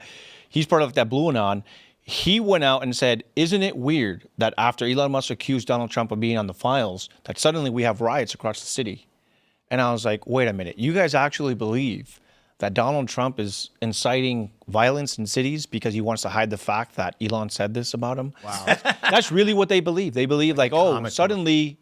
But then, what's interesting is I asked Republicans, how would you feel if like Obama said the same thing of Biden, and then 3 days later we had nationwide riots? And they're like, we'd believe they were covering it up. And I'm like, all right, well, maybe it's not so far-fetched. But who knows? Speaking of the truth. I keep thinking about the Assassin's Creed line, nothing is true, everything is permitted. Like, more and more I'm starting to understand what they meant by that, because it confused the hell out of me as a kid. But like, the idea that just everything that's happening around right now is in a way propaganda that's been planned. Yeah. And even if it's not, we all assume it is. I mean, there's the reality. There's a saying, that hackers have. If you're not cheating, you're not trying. Mm-hmm. Because the essence of what cheating is finding the shortest path, finding the path of least resistance. And so there are people who are like, no, we do things right. And then they wonder why it is that they're wealthy and famous people doing all the wrong things. The problem because sometimes the right thing isn't the path to success. I don't believe in doing the wrong thing, but I can see the people who do the wrong thing succeeding rapidly. And it's like, what do you do? Well, it's you question your own morality, because when you're the righteous and ethical thing is not the fastest and easiest way, sometimes you'll end up getting destroyed if you try and be ethical. So you have to cheat and become the villain of your own story to survive and win. Like, that's horrible, but that's also the reality. That's where the Hindus got it right. I think when they look at their gods, they have the creator and the destroyer, two aspects of one god. And then there's the protector, the three aspects of one god. Like, it's within all of us. And I think many religions have the bad and the good, the destroyer and the creator. It's not just Hindus. Yeah, but I like that they have Vishnu and Shiva, I think, are the creator and the destroyer. I'm not sure. I don't want to get them wrong. You like those things? I like that it's within one. There are different aspects within one. Sure, and the Egypts had Set and Ra. Yeah. Zoroastrians have Ahura Mazda, and I can never remember the other guy's name. It's like Ahura Mainu. Bill. That would be good. I like that. Like an aspect of good and evil? Yeah, Ahura Mazda and Bill. Zoroastrianism had Zoroastrianism. Good and evil. It's a dualist religion. They have a good god and a bad god. If you look at Tolkien's work, it actually, while it's based upon Catholicism, it has the same dynamic where the creator god, the good god, can create, but the bad god can only twist and warp. I just had a conversation, I think it was with Sean I think it was Sean, that the Persians adopted Zoroastrianism, and then a tribe of Jews came. They were like, these Jewish people, they're polytheistic. The original Jews were polytheistic, is what I've been told. I don't know if this is true. And that the Persians adopted some of the Jews and taught them about Zoroastrianism, about the one God and the evil. And then those Jews adopted it into their faith, and it became the predominant sect of Judaism. That's a fringe belief about the Babylonian exile. Yeah, Ian. That's a fringe belief about the Babylonian exile. Good to know. Ian. This guy. I do enjoy the fringes. You do. You told me Santa Claus came from mushrooms once. I just want to surround the perimeter before I start looking inward. That's fair. And make sure what's right and what's wrong. There's a couple of views with that. One of them, I don't know. Claus came from mushrooms. You can ask him about that one.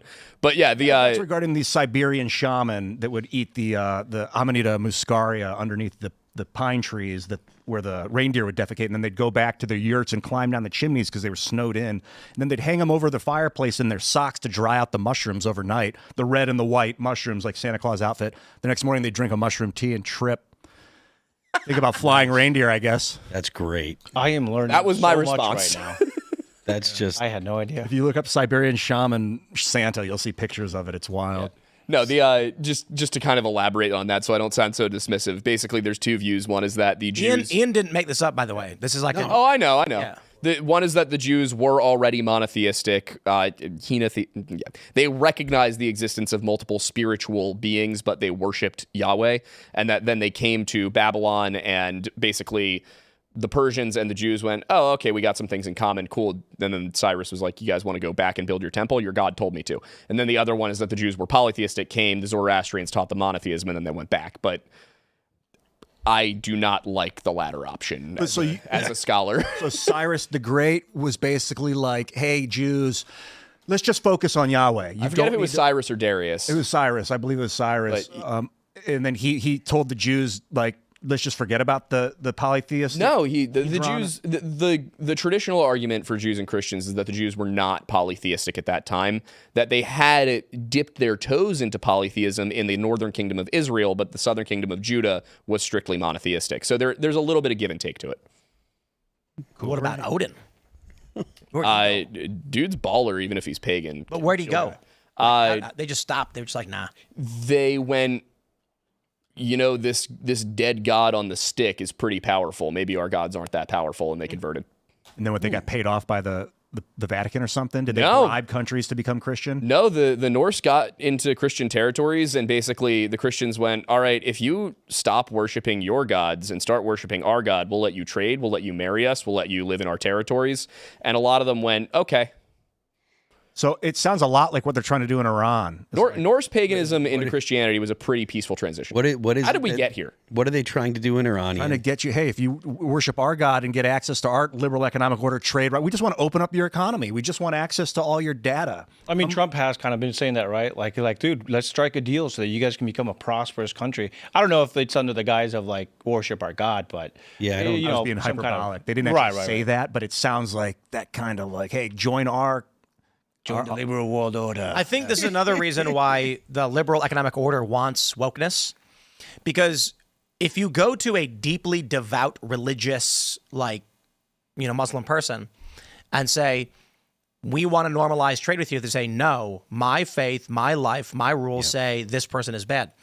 But imagine if you went to them and said, we're gonna give you anything you've ever wanted, be a hedonist. If they didn't have strong moral convictions and they just wanted to wake up at 6 a.m, do drugs and masturbate, like what's her face, much easier to get them under control. Say, what do you need faith and religion for? Who cares? Take care of yourself. Go to the gay club, It's also, here's some drugs. If you get people to violate their own beliefs, then you got them. Like decadence is a huge sin in the Islamic faith. If your family members are decadent, it shines on you as evil and corrupt. So it's that's a big problem, is don't flaunt your wealth. So if they can get people to become decadent, that would be definitely. I think this is why the West is trying to make Palestine gay. Make Palestine gay. Yeah, I think, like there's this big effort among the woke to associate Islam with being gay. I'm not kidding. At least in the West, yeah. In the West, right? Yeah. And we make the joke that like if you go over there, they wouldn't accept it. They are trying to force a hedonistic, degenerate reformation on Islam. Yeah, I don't have a whole lot of concern as to that working. That I think that's in the West, maybe. Yeah. Well, to be fair, remember what was it? Some TV show depicted a female like Muslim lesbian, and it was like a lesbian relationship, and then the woman was like, "I'm a Muslim," and then the Muslim community went nuts, and they were like, "How dare you?" And the media was trying to be like, "Be gay, do it." Because imagine how easy it is to control everybody if you're like, you have no convictions, you have no morals, simply pleasure yourself. Yeah, I think. And they'd all fall in line. I think Islam has some built-in defenses to that. Well, Christianity should too, but look what's going on in the United States. Christianity doesn't have the same kind of like fundamental belief system, though. Like with Islam, if you talk about leaving the religion, you can get killed for that. Yeah, like that. There's nothing like that in Christianity. So the reason that Islam is so resistant to change is because of their embrace of violence. Right? It's acceptable to use violence when people blaspheme. It's acceptable to use violence if people leave the religion. It's acceptable to use violence when your daughter embarrasses you or your sister embarrasses you. There's so many killings because of their they ruin their virtue or whatever. So that right there is what prevents any kind of reformation in Islam, which is something we've talked about before. Like the reason you can't do it is because the religion itself accepts violence to prevent those things. It used to be, that's not the case with Christianity. Catholicism, it used to be like that too. Catholicism, like you said about the Cathars earlier, they would stomp out violently any kind of attempted at reformation. Just because there heresy. Exist. Just because the Protestants, eventually the Protestantism succeeded. So it could be as such with Islam. And we did do it back to them, to be fair. But just because there have been violent Christians doesn't mean the doctrine in Christianity is one that accepts violence. Jesus Christ never said the only time we're permitted to use violence is in self-defense. So the Christian, like Spain, right? Like, remember when he said, "Sell your cloak and buy a sword"? Yes. The Christian Reformation happened because of the printing press, basically, as far as I can tell. That was a large part of what kicked it into high gear. New technology allows new thought. The reason that Christianity could have a reformation is because you could entertain ideas in Christianity that you could not entertain in Islam. Right? Like one of the things that Christianity one of the reasons why science was so was so embraced in a lot of Christian in Christian history is because, like Christ said, I am the way and the truth. If you find the truth, you'll find me. So people were encouraged to look for things that are true, not to say this can't be true because it doesn't line up with the thing that I expected God to say. The Christian doctrine says, if this is true and it doesn't seem to line up with what Christ said, you misunderstand Christ. You misunderstand because you're the fallible human being. So you don't have that option in Islam. Not Ian. He's not fallible. No, not Ian. Going back to what you were saying with like the violence, I think it's easy to leave something when you don't feel like the punishment is here now. Like you can live out the rest of your life and you're never going to feel that punishment of like, oh, I left God behind. I don't go to church anymore. Who cares? But if that punishment is here, like you were talking about, like the violence is already here. Like, oh, you're thinking about leaving Islam? Okay, we'll see how it goes for you, buddy. You know, Yeah. Of course, it's going to be a lot harder to leave, right? But as far as the stuff that they were trying to push on the Palestinians and the wokeness and the LGBT stuff, that's actually in LA is kind of like a perfect example where for a couple of years we had the Muslim community and the Christians coming together because we were pushing back hard on the woke stuff that was happening and that's really how like the whole school board stuff started. Was you had Muslims and Christians coming together and saying we do not want this stuff for our children. So there's a lot of lawsuits where it names like Muslims or Christians and they're coming together, and like LA County is slowly learning like, wait a minute, these religious bigots, like they're starting to unite, and it's not good. It's not good that they're working together. But I actually have a really good Muslim following of local leaders in Los Angeles. It kind of took me by surprise because I was like, okay, well maybe they're just online or whatever. But I remember one time I went out to the Inland Empire in California, and me and my cousin went out. I think it was maybe like the 4th of July like weekend or something, and we went out. My aunt married a Greek, and so like all my cousins are like Greek and Italian and stuff. And so we went out to like this little Middle Eastern like meat market, and so like you had people from the Middle East there, and as we were checking out, a woman wearing a hijab and like full cloaked and stuff, and she was a Muslim, she tapped me on the shoulder and she's like, "Are you Anthony Cabassa?" And my cousin was like, You're ishing me right now. Like, there's no way this Muslim woman in the middle of nowhere in this market that you've never been to knows who you are. And she's like, hey, like, I really appreciate the work you're doing. And, thanks for standing with Muslims on the school stuff, because you've been reporting it and all that stuff. And so, it's just, it's interesting in the things that you can find similarities. It's like, hey, let's work together to kind of combat this wokeness. But yeah, they're not for that at all. Like, I've actually DM'd a couple of Muslim audience members, and I'm like, hey, how do you feel about like these people out there with like Palestinian flags, and then now the Palestinian flag is like with LGBT colors, and they're like, yeah, no, like no, that's not us. These are like very woke, liberals that are attending colleges and they have no idea what they're talking about. And actually, last year I covered the, I don't know if you guys remember at UCLA, there was those pro-Palestine encampments that was happening, and they were kind of heading off with like people that were having the Israeli flags and stuff. And eventually they got kicked out by CHP officers. But when I went into the encampment and I tried interviewing people, I kept asking, are you Palestinian? Are you Palestinian? Do you have family? I probably asked over 100 people. There was not anyone there that was from Palestine or even knew anyone from Palestine or had family that were in Palestine. I had one guy tell me, I'm from Palestine. So I interviewed him. After the interview, he was like, hey, man, I'm high as crap, dude. I'm not Palestinian. I'm Mexican. And I'm just like, dude, what the heck? So I'm like, so I didn't even upload the video because I'm like, I couldn't find, but they're all waving Palestinian flags and they're talking about how Palestine this and Palestine that. I couldn't find a single one. It was all like these little anarchists, Antifa. You had the Party of Socialism Liberation out there, PSL, DSA, Democratic Socialists of America, and like all the things are like, are you a Marxist? Join the revolution today. Well, it's all the myth of intersectionality, this idea that all oppressed people of all kinds somehow have something in common to fight for, and it breaks down the second you're doing anything except class. With the Los Angeles, it's very unique because obviously there's like a big melting pot out there. So you have like a big Jewish community in Los Angeles, and so when I was covering those UCLA protests, it was being reported like Palestinians versus Jewish, Jewish students and all that stuff.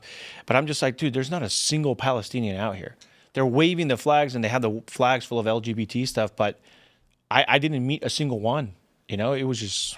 So it's more bizarre. just leftist than. Well, that's actually what's happening now in downtown LA. So like, you have some people saying like, "Oh, Mexican nationals are out there," but then I'm recording and I'm just like, dude, like it's maybe like a couple of them, some of them, you know what I mean? Yeah, they are arresting some illegals, but it's the same factions all over again. It's the same. You see, union people out there. You see PSL, DSA, Antifa, Black Lives Matter, Los Angeles chapter. They're out there. You've got people, black people on the megaphone, and they're like, no justice, no peace, no racist police, whatever. And I'm just like, these aren't Mexican nationals, And what's so ironic about everything, if you guys have been to LA, you know that we have a lot of street vendors, right? You know what I'm talking about. They sell hot dogs, they sell ice cream, whatever, right? These people are the real Mexican nationals are at these protests trying to sell stuff. They're selling flags. That's why the flags are all creased in LA, because you have these Mexican street vendors selling it to them. And they're like, hey, these are brand new. You want to go wave around the flag? Here you go. And like, I remember that a couple months ago, I was down there and I was talking to this hot dog vendor. And I'm like, hey man, like, are you like not afraid that like DHS is right there? And they're like, nah, I don't care. They leave those guys are Americans. They get it. They're like, I see a great opportunity to do some capitalism right now. Right. Yeah. And so I was just like, man, it was just so bizarre to me, because it's like, oh, Mexican nationals. And I'm like, dude, it's Antifa. And most of them are like white liberals, The stereotype of the hardworking Mexican is very accurate. They are out there working. That is true. Yeah, you saw Trump said he's not going to deport illegal immigrants that are working in the restaurant industry or in the farming thing. Yeah, because that's been happening in California. We've been seeing raids at like workplaces. I've been thinking that maybe this is a whole other conversation. I know we're going to super chat soon, but like, trying to extract every illegal aspect of our society all at once will cause a house of cards collapse. So I'm kind of down with like, maybe we don't deport Mexicans. Maybe the Mexicans are actually our closest ally, like our left arm, whereas the Canadians are our right arm. And they are the United Mexican States. I mean, it's a bunch of states unified, and they had a revolution, like we had a revolution. They're severely independent, like just. I do have a quick theory on that. Sorry, I didn't mean to. Oh, go for it. I have a quick theory. So, if you guys look up the Bracero program during World War II, so during World War II, there were so many Americans being deployed overseas that the United States government came up with the Bracero program. And what it did is it allowed for millions of Mexican nationals and Canadian nationals to come and work the fields and work the industries that used to belong to Americans. And so I thought it was really weird that Donald Trump did a 180 and said, actually, we need to leave these hard labor guys and keep them here. We need to make sure that they are working the farms, etc. And I'm just thinking to myself, what are the odds that he does a 180 and now he's saying that we need to keep these illegals working in these industries, right? Like the farms and the crops and crop picking, etc. And then just a day or two later, we're at war with Iran now.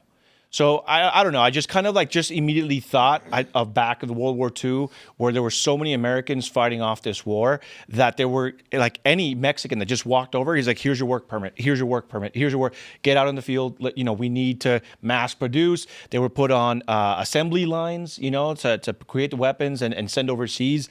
And so I don't know. There was just like, maybe it's a long stretch, but maybe I was just thinking, I'm like, it's just really weird the timing that he did a 180, because it's like, wait a minute, you said all illegals. You didn't just say some. Would they work for their citizenship back when you were talking about that? Yeah, program? so it was like, I think the program lasted like something like 20 years. And yeah, they were allowed to become U.S. citizens. Some of them were deported. I think, the mainstream media kind of talks about Operation Wetback, where they were deporting. And a lot of those people that they deported were people that came under the work visas. And they say like, hey, we helped mass produce or whatever. Why are you deporting us? But they're like, sorry, you got to go back. War's over. But no, I just thought it was very interesting. So who knows? I hope it doesn't escalate to the point where we're sending tens of thousands of troops overseas, but I guess we'll see, It's still my sense that we're not going to end up with a lot of boots on the ground over there. I hope not. Yeah. I know that it's exceedingly unpopular in the United States. Like, you're not going to get you are not going to get a significant portion of the United States to say, yes, we should send Americans to the Middle East to get into combat. It's one of the things that bothers me about the rhetoric is when Trump's like, look, they can't have a nuclear weapon. And I think Netanyahu is also like, Iranians cannot have a nuclear. Well, first of all, they can. Just so we're clear, they can, and if they do, there will be consequences. So talk about that. Acknowledge that they can and tell us what might happen if they do, rather than try and be like, Daddy said we can't have ice cream. Like, look, people are done being told what they can and can't do. So step up, be a leader, explain the threat, and tell us how you're going to fix it. Well, the point, the whole can't, the point with the can't is they're saying that they will use force to prevent it. I agree. And if they were clear about that, and they're like, we will do, that's one thing, but to tell us it just can't happen. Like, well, no, it can. I think that's what they're saying. When they're saying can't, I think they're making it clear that they will use force. I think that's what they're trying to communicate. Did you hear Trump say it? It was like just with this, like, look, just this exasperation, like, we just can't, okay? Like, dude, we're talking about thermonuclear war. What are you talking? Of course they can. Okay. Anyway, I digress. We're going to go to chats. Smash the like button. Share the show with literally everyone you know. Maybe you have a friend you haven't seen since college. Maybe he's like Ian. Call him up and say, you should watch this Ian guy. You'd get along with him. He's fun. Yeah. We're no uncensored show tonight. It's Friday, but we are going to read your chats. So once again, smash that like button. Let's read what you guys have to say. Shane H. Wilder, always number one, says, Happy Father's Day on Sunday to Tim and soon to be Papa Phil. Cheers. Enjoy it, homies. Also, I'm covering the Texas protests tomorrow, so prayers that Ish doesn't go sideways, please. Have a great weekend. It's going to be You wild. as well, It's going to be raining out Good here. luck, brother. So we are going to have a fun Father's Day. Baby is fat and happy, so that's always good. That's all that matters. She's been talking. Oh, nice. Not- What's she saying? Nothing coherent, but we understand what she's saying. Yeah, dude. She's babbling. Oh, that's awesome. The Yeah. tone, you can discern tone. Like, if somebody were to fake speak, you can tell the emotions. Yeah, the intent is there. So it's understood. Yeah. All right, what do we got? Downgraded Simpleton says, war is death of people, culture, and nation. As the warmongers show themselves, remember who they are. They will be sending your sons and daughters to war. Peace and love. War only feeds the devil. I like how the Romans did it. They had senators lead the armies, senators and emperors. I would feel a lot more comfortable if they had to be in harm's way. Send Lindsey Graham Him first. and send Mark Levin and all these people that are saying this is actually a good thing. All right, you and your family, you go first. I would love to see, just imagine like a bunch of troops standing on the front line and Lindsey Graham's in front of all of them giving a rousing speech. Yeah. George Washington used to ride along the front line and encourage the troops as he was getting shot at. Yep. Like, what happened to that?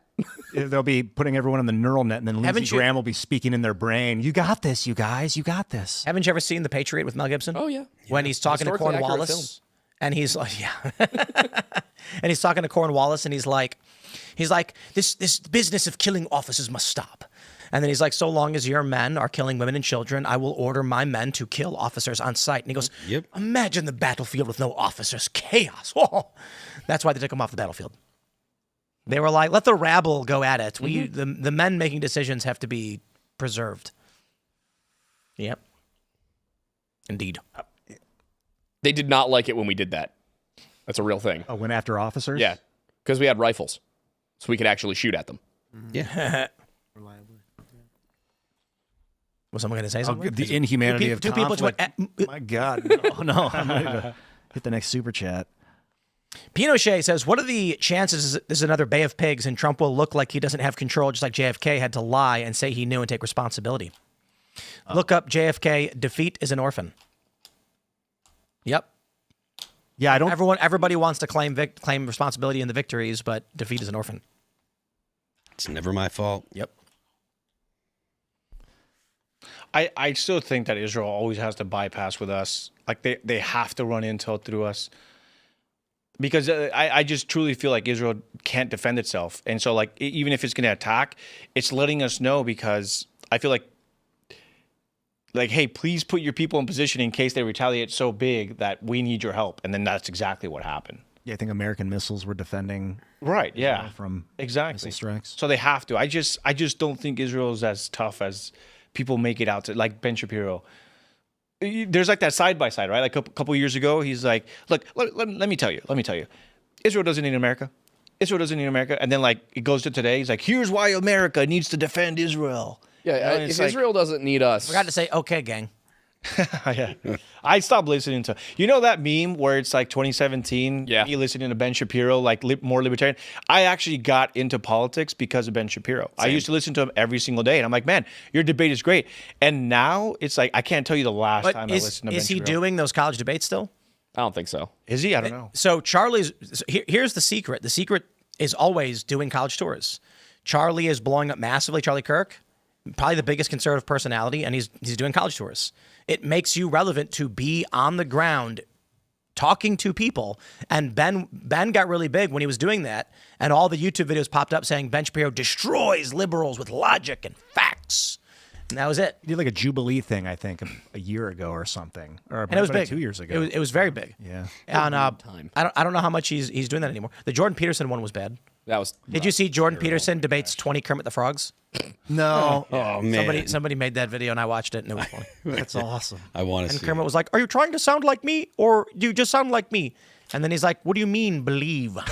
Oh my God. I did a bit on that. Like, do you believe in God? Well, when you ask that question, you got to define, do you believe? And I'm just like, holy dude. What just do you answer mean the by question. do? We did the same thing on our show on Monday. I asked my buddy who does a really good impression. I was like, "So what do you think about triangles?" And he was like, "Well, first you got to describe what a triangle is. What are the metaphysics?" All right. How many people can you define do? Do Can you? I can't, I don't think man. you can. Do. as in what do you I want to guess the do? Or context. is that do you believe? Oh, So because you said like you have to define do. Yeah, that's what he said. So how do you define do in that context? You kick him off your show. For being stupid. It's actually interesting because there is just one definition. It's to do something. Like the act. The act of performing an action, do. Oh. So when he says "do you believe," it's saying, are you taking action among to yourself to believe this thing? Like, is there action among you to believe? That's what it means. That's why his debate with those 20 liberals or the atheists were so terrible, because they're like, well, you're a Christian, right? And it's like, well, that's what you're saying. Well, can you define Christian? I mean, what are you? Yeah. You should have hit them with one of those. Like, well, let's break that down. Yeah. Hold on here a second. Now we can talk about this for an hour. Let's break that sentence down. I mean, it would have helped if they just, like picked a Christian. Right. that's Yeah, a that would've been great helpful. point. If Wes you're- Huff, Mike Jones. Yeah, anyone things that's on you should actually believe the philosophy that you're defending, Right. in order to defend it properly. To me, it just kind of sounded like when, like when they denied Christ 3 times. Like, you will deny me 3 times. Because he was like, he was asked, like, you're a Christian, right? I think, I don't know. I've seen reports that he himself has claimed himself as a Christian, And so it's like, why not just say it? Just say, yes, I am a Christian, but I'm still learning. I don't Or think he is a Christian. I think that there's an article where it quotes him and he says, I am a Christian. See, I think that I that's never his- claimed that. I think that's his semantics, because there's one thing to believe the things, right? And then he gets into the semantics of what does the word believe mean. Yeah, of course. But he says that to act in a way is to believe, right? So What do you mean by act? Well, to behave in the world. It's just so pedantic. It's like define the smallest word of your sentence, and it's like, ugh. I know. Honestly, I would have loved to see Jay Dyer on that. After just getting roasted myself, I would love to see him do that exact same thing. You know what I think? I think for the modern culture wars, the younger generation is more action-oriented and more extreme. And so if you're a teenager and you're watching Ben Shapiro say, actually, you're wrong about this, the Fifth Ecumenical Council, and then whatever, you're going like, oh, wow, this guy's smart. Then you get older and you say, I want someone to do something about it. And Ben's still not changed from who he is. Right, yeah. He's still the same person. Right. So Ben's still going to make the similar arguments, and you're like, and I don't mean to single out Ben, but literally anybody, me or otherwise. A young person grew up on that saying, okay, when is anyone going to do anything about it? Right. And you're only just getting a bunch of people who keep making the same argument. Mm-hmm. The younger generation is going to be more extreme.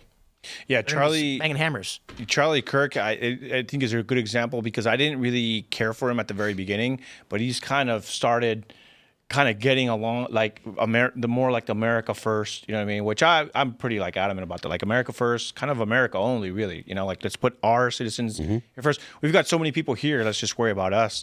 And he's come around, and I think it was because of movements within the Turning Point USA crowd that just kind of like, dude, we need to stop.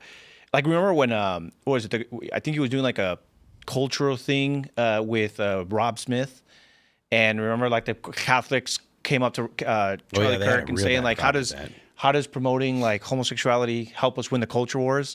And they just kept showing up. These guys in suits, right? They just kept showing up, and they had like the rosaries, and they just kept asking them over and over again. It got to the point where, like, where's Rob Smith now? He's not, like, I haven't seen him in anything Turning Point USA. You know, so it's. Let's grab some more I got chats. kicked out of TPUSA. We got Kieran the Meat Man. He says, "Shed to Tate. He was the best fill-in yet. Knowledgeable and good presence, but could use some experience, confidence, and maybe some cast brew."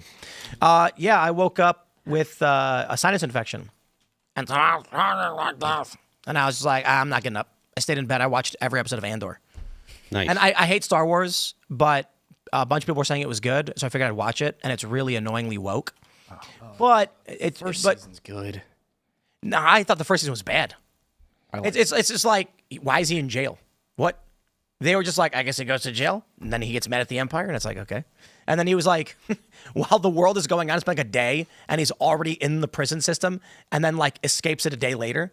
It's just whatever. Second season's better, a lot better. And there's like, you know what I can't stand about every single show ever right now is they got to put gay interracial sex in it. Of course they do. Why? Star Wars, I don't know why they Star do it, Wars but they was do it. so good about it too. There was like, even in the original trilogy, there's such a bare bones romantic subplot. Yeah, you're right. 'Cause that's not what kissed it's his about. sister, I was talking about Han and Leia. Oh, but in the first one, Sure. It's a love triangle. But like it was there, you know, there was the obligatory love triangle I actually and think everything. Star Wars but has always been awful. Like the original ones are okay, but like the fact that Luke kissed Leia that was pretty rough. because wasn't they his didn't sister they until haven't the second exactly episode. they Yeah. didn't write it out. And Darth wasn't his father. I love George Lucas for that. Absolutely based. Start a trilogy, have no idea where it's going to end. He wrote a complete package, and then it was so successful, he's like, I better write a sequel. No, he It looks wrote. like. Yeah, exactly. Well, the It's like- sequel, the original sequels were gonna it was supposed to be. I could be wrong about this. It's been a while since I was reading it, but after Return of the Jedi, what George Lucas actually wrote for the 9 treatments, like the basically elevator pitches, was that the next series was they cloned Luke and Leia. I think they cloned either Luke and Anakin, but they made an army of Jedi clones. I think it was Luke and Leia because she's also. That's what Might have been. And then Disney was like, no, we're going to change it. And then like somehow the Emperor returned. And we were like, what? So cheap. Dude, the Last Jedi is So bad. the worst film I've ever seen. I wanted to walk out of the theater. Yep. Plasma arcing in space. And then Rian Johnson was like, I subverted expectations. Like, yeah, with being bad. Because we didn't expect Star Wars to be bad. It was really not good. It was terrible. Absolutely. They just kill Snoke for no reason. I was wondering if he'd ever actually seen a Star Wars movie by the end. I don't think he did. Yeah. Which is so weird because Knives Out's a decent movie. Like, it's a fun movie. And he's done some good TV directing. He just sucks at Star Wars. What Apparently. did he do? He did Looper? Is that what it was? I think so. I think he also directed a couple Made no episodes of sense, Breaking though. Bad. Looper was interesting. Nah, it made no sense. That was G. Gordon-Levitt. Was he in that? Yeah. And Bruce Willis. Joseph Gordon-Levitt? Yeah, G. Gordon. G. Gordon-Levitt. I'm thinking of G. Edward Griffin, who wrote The Creature from Jekyll Island. What's up, G. Edward? What was the one I was thinking of that Hayden Christensen? Jumper. Yeah. Yeah. I was mixing those up. Let's go. What do we got here?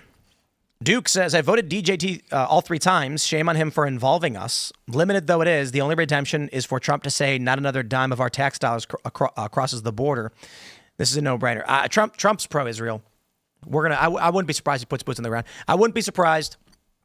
My prediction based on my life is that there's going to be some kind of attack that he's going to be like, he's going to say, nobody attacks America and gets away with it. And then the MAGA base is going to be like, we have to do it. And they're going to, and there's going to be people coming on this show and they're going to be debating like, you think that if a nation attacks our people directly, that we shouldn't intervene and stop them from doing it? How dare you? That's going to be the debate. Yeah. I get very concerned with people when Trump's like, we need to do a thing. And everyone's like, of course we need to do thing. And then the next day he's like, we need to stop doing thing. They're like, we need to stop doing the thing. Oh, the amnesty thing. Trump's for amnesty now. And it's just like, Trump came out and he was like, our farmers are being hurt really badly by this. They got workers. They're good people. They've been here for 25 years. They're not criminals. We're gonna help them out. And then I'm like, well, there he goes. Trump's for amnesty for illegals. And then a bunch of MAGA personalities were like, Trump's right about this. Actually, we don't want to be deporting. Get out of here. Jeez. Two things can be true at once. The left can be utterly insane about Trump, and Trump's base can also be a cult. Like Trump has a cult, but the Trump base is not, and that's what's dangerous. maybe not the entire base, but there's definitely a cult of personality there. Somewhere. Trump has a lot of. There's a decent percentage of the people who voted for Trump that are Trump can do no wrong. But what's dangerous for Trump is that the coalition that elects him is a disparate group. I mean, if it weren't for the libertarians voting for Trump, I don't know that Trump would have won. Yeah. Because he won by only like what, couple percentage points. Yeah. To be fair, I think the libertarians only got like one anyway. But it's probably because Chase Oliver got like 0.05. But then what happened to the other 2.5%? You went to Like, Trump. Yeah. exactly. No, I'm with you. So bombing Israel, he's not running for re-election, so what does he care, you know? Mm-hmm. Yeah. But I am not for amnesty. I don't care if you're a farmer who's been here for 20 years. And Trump is, because Trump is wrong. Okay. We could have had Ron Paul. We still Yeah, but I'm pretty sure Ron Paul's for open borders.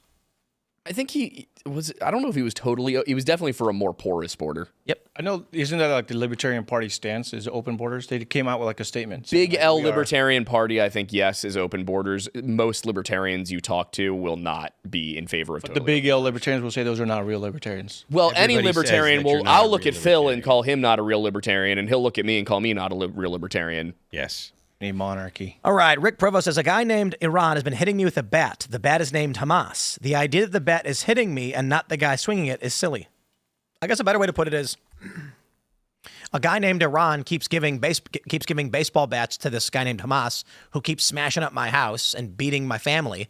And so I was finally like, I saw the guy Iran loading up some rifles, and I was like, nah, we're not having this.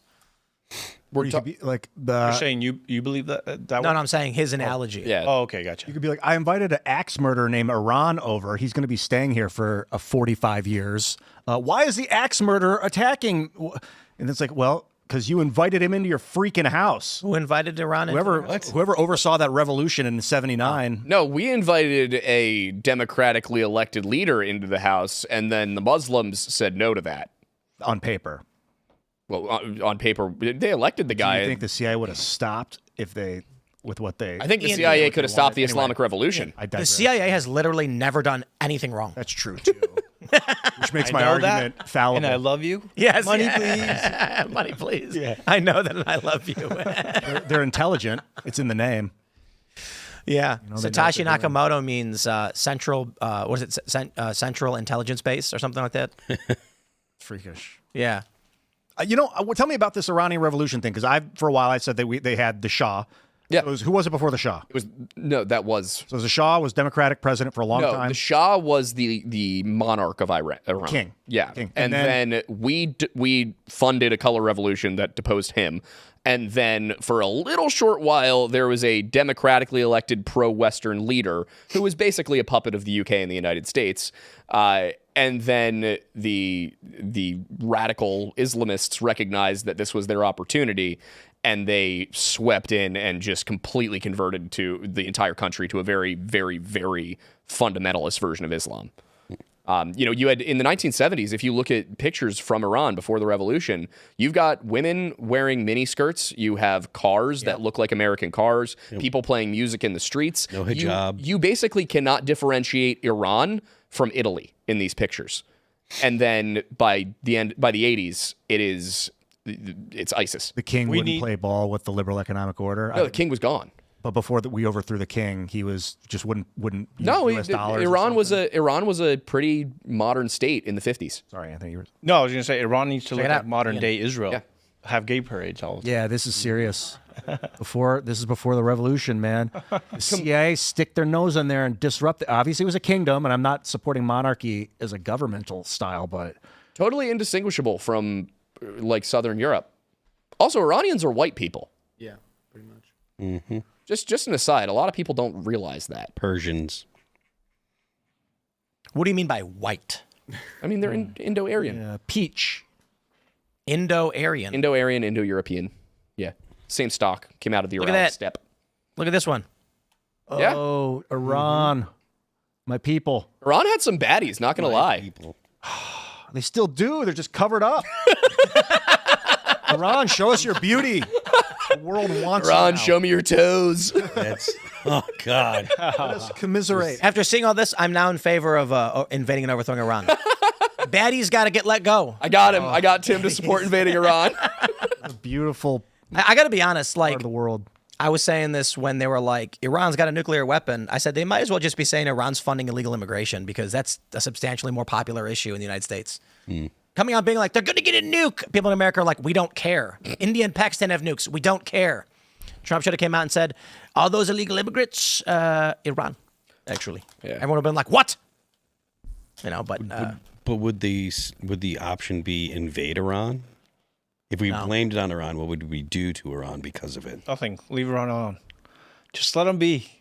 We want nothing to do with it. Just Well, no, I'm saying hypothetically, if Iran was the reason that we had so many illegal immigrants, how do we punish? Do we just send all the illegal immigrants back? we do what we're doing in Mexico. Just allow them to just keep sending everything in, whatever they want, That sounds like drugs a as much as they terrible- want. Yeah. That's terrible. all right, let's grab another chat. We got dishwasher safe catheter says, in keeping with the Timcast tradition, last night we welcomed our 5th child into the world, Joshua Lucas. Josh. We only keep having babies so we can own the libs. Yeah, having babies to own the libs. Joshua Lucas. The only reason we're having babies. This is what I do to all my liberal friends when they're like sending me messages about like, you know, whatever stupid politics. I respond with like, well, I have a child. Send pictures of your daughter. I just sent a picture of my daughter.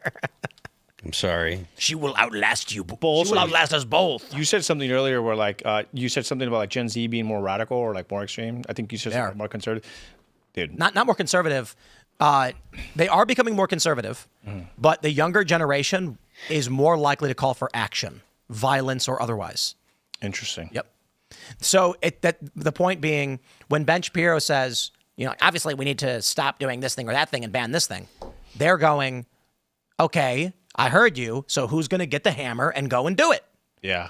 And so that's what they want here. No, I know my son, when, you know, we live in LA County and they've gone to public education, so they got to see a lot of stupid stuff. And obviously as Christians, you know, we teach them, you know, like, hey, we're not for this. We don't wave these flags. We don't believe this philosophy. We're not into the LGBT stuff, obviously. But yeah, there was a lot of instances that I felt like maybe not radicalize him, but I think it kind of like opened his eyes to like the things that were happening, you know, like, hey, Dad, you know, like we're starting to see like furries at school. And I'm like, what the hell is a furry? And so he actually had to teach me what a furry was because I'm like, dude, I have so no sorry. Yeah. And so he's like, yeah, there's like these guys that are showing up to school and this and that. And then like, and how do you feel about that? It's like, oh, I've got a group chat and we all just like make fun of them and we take pictures and this and that. Good. I'm like, look, man, it's good that you have like a group chat or whatever your guys. And, but you know, I try to teach him, I'm like, look, we don't agree with it, but also don't let me get a call from school saying you're bullying the furry. And, you know what I mean? Well, but hold on. Like, to be fair, the fursuit it protects you. So like if I was wearing one of those like mascot costumes and you hit me in the face, I wouldn't notice. So before they killed Trevor Moore, he put out a video, a song called called "Bullies," and it was about how we maybe went too far and we need them back. Yes. And as somebody who was mercilessly bullied in middle school, I am all for it. I am a better person for it. I would be so weird if somebody had not been there to correct my behavior. We talked about this earlier. We were hanging out talking about how we need bullies. Yeah. And the clarification is bullies that mercilessly beat and steal. No. We're not talking about that. No. But like if there's a kid who's deviating in a way that is very, very bad for them and then someone insults them for that, it's a correcting behavior that exists for a reason. But the problem is when society goes insane and you're the only sane one, you'll look crazy and you'll get bullied by all the insane people. That's what's currently happening. Yeah, that's you know literally what? I've actually got a perfect example for you, Tim. So you were talking about how these people are asking themselves, okay, I hear the problem, but what's going to happen? This actually happened. This is a true story. So my son came home one day and he told me, Dad, they just put tampon dispensers in the male bathrooms. Insane. And I'm like, okay, well, what's going on? He's like, well, nothing. It's just everyone's like making a fuss about it. There's like boys that are going in there. Did you have to pay for the tampons? No, they were just free. Dude, that'd be the greatest thing. Someone would take all of them instantly. Well, Dude, here's... finish your story. No. So here's what happened. So before they were even installed, parents were going to the school board and saying, this is egregious. This is stupid. Why are we doing this? You're going to be confusing and this is woke ideology, whatever. So the school board method just didn't work because the school board ended up voting in favor of it. Then it happened. So the next day he's like, hey, Dad, so someone went in there and they destroyed the tampon dispenser. And it kind of like, it just reminded me right now, it's like the parents, we tried the democratic way. We went to the school board and we said, we want these things out. The school board ruled, nope, we're doing it in favor. So then every single day they were installing a brand new tampon dispenser. Every single day, boys were getting in there and they were kicking the tampon dispenser to curve it so that you couldn't dispense. No. What are they doing? After a week and a half, they got rid of the tampon dispenser. No, boys. Oh man. Okay, I was a teenager and I was driving the car with my friends. We were going skating, and one of our friends had gotten hit a tampon from his girlfriend that was in the car or something. I don't like where the story's So he stuck it in a water bottle, and then it expanded, and then he whipped it out the window and it splattered on some other person's windshield, and we were all laughing. Don't do that. That's really, really bad. Why would you do that? Because a bunch of 16-year-old boys are acting up, man. It's not a good thing to do. That could have been really dangerous, okay? Do not do that. My point is, if I was in high school and they started putting tampon dispensers, I'd be cranking the thing and they'd be spraying out, and then we'd be you soak them and swing them and throw them at each other. Yeah, they'd be on the walls. Yeah, the corners. Well, they did. You get the little string and you swing it. They did stuff to toilets and clog the toilets. Yeah. And so I was telling my son, I'm like, I better not get a phone call, that you have been partaking. Like, Dad, I swear it's not me. I just watch him do it. And I'm just like, dude, come on. What is going on here? But no, you're right. what are you doing? You're supposed to film it while cheering them on. Put it on TikTok. No, it was just insane. I was just like, man, I mean, look, the parents tried it the democratic way. We're like, all right, well, I guess we got dispensers now. And the boys were like, we're not having any of that. There will be no tampon dispensers. All right, my friends, make sure you smash that like button. Share the show with literally everyone you know. Maybe there's a grandma you have, and she remembers back before the Iranian Revolution. And you can say, hey, Grandma, did you know this? You probably did. Watch Timcast IRL. We're going to head out, so you can follow me on X and Instagram at Timcast. Anthony, do you want to shout anything out? Sure. I go by all socials at Inform with Anthony. I've got a YouTube. I got Instagram. I'm on Gab, True Social. You guys can follow me there. I'll be reporting on the protests all weekend long. I get back to LAX tomorrow morning. I'll be there for No King's Day. And on X, I am Anthony Cabassa _.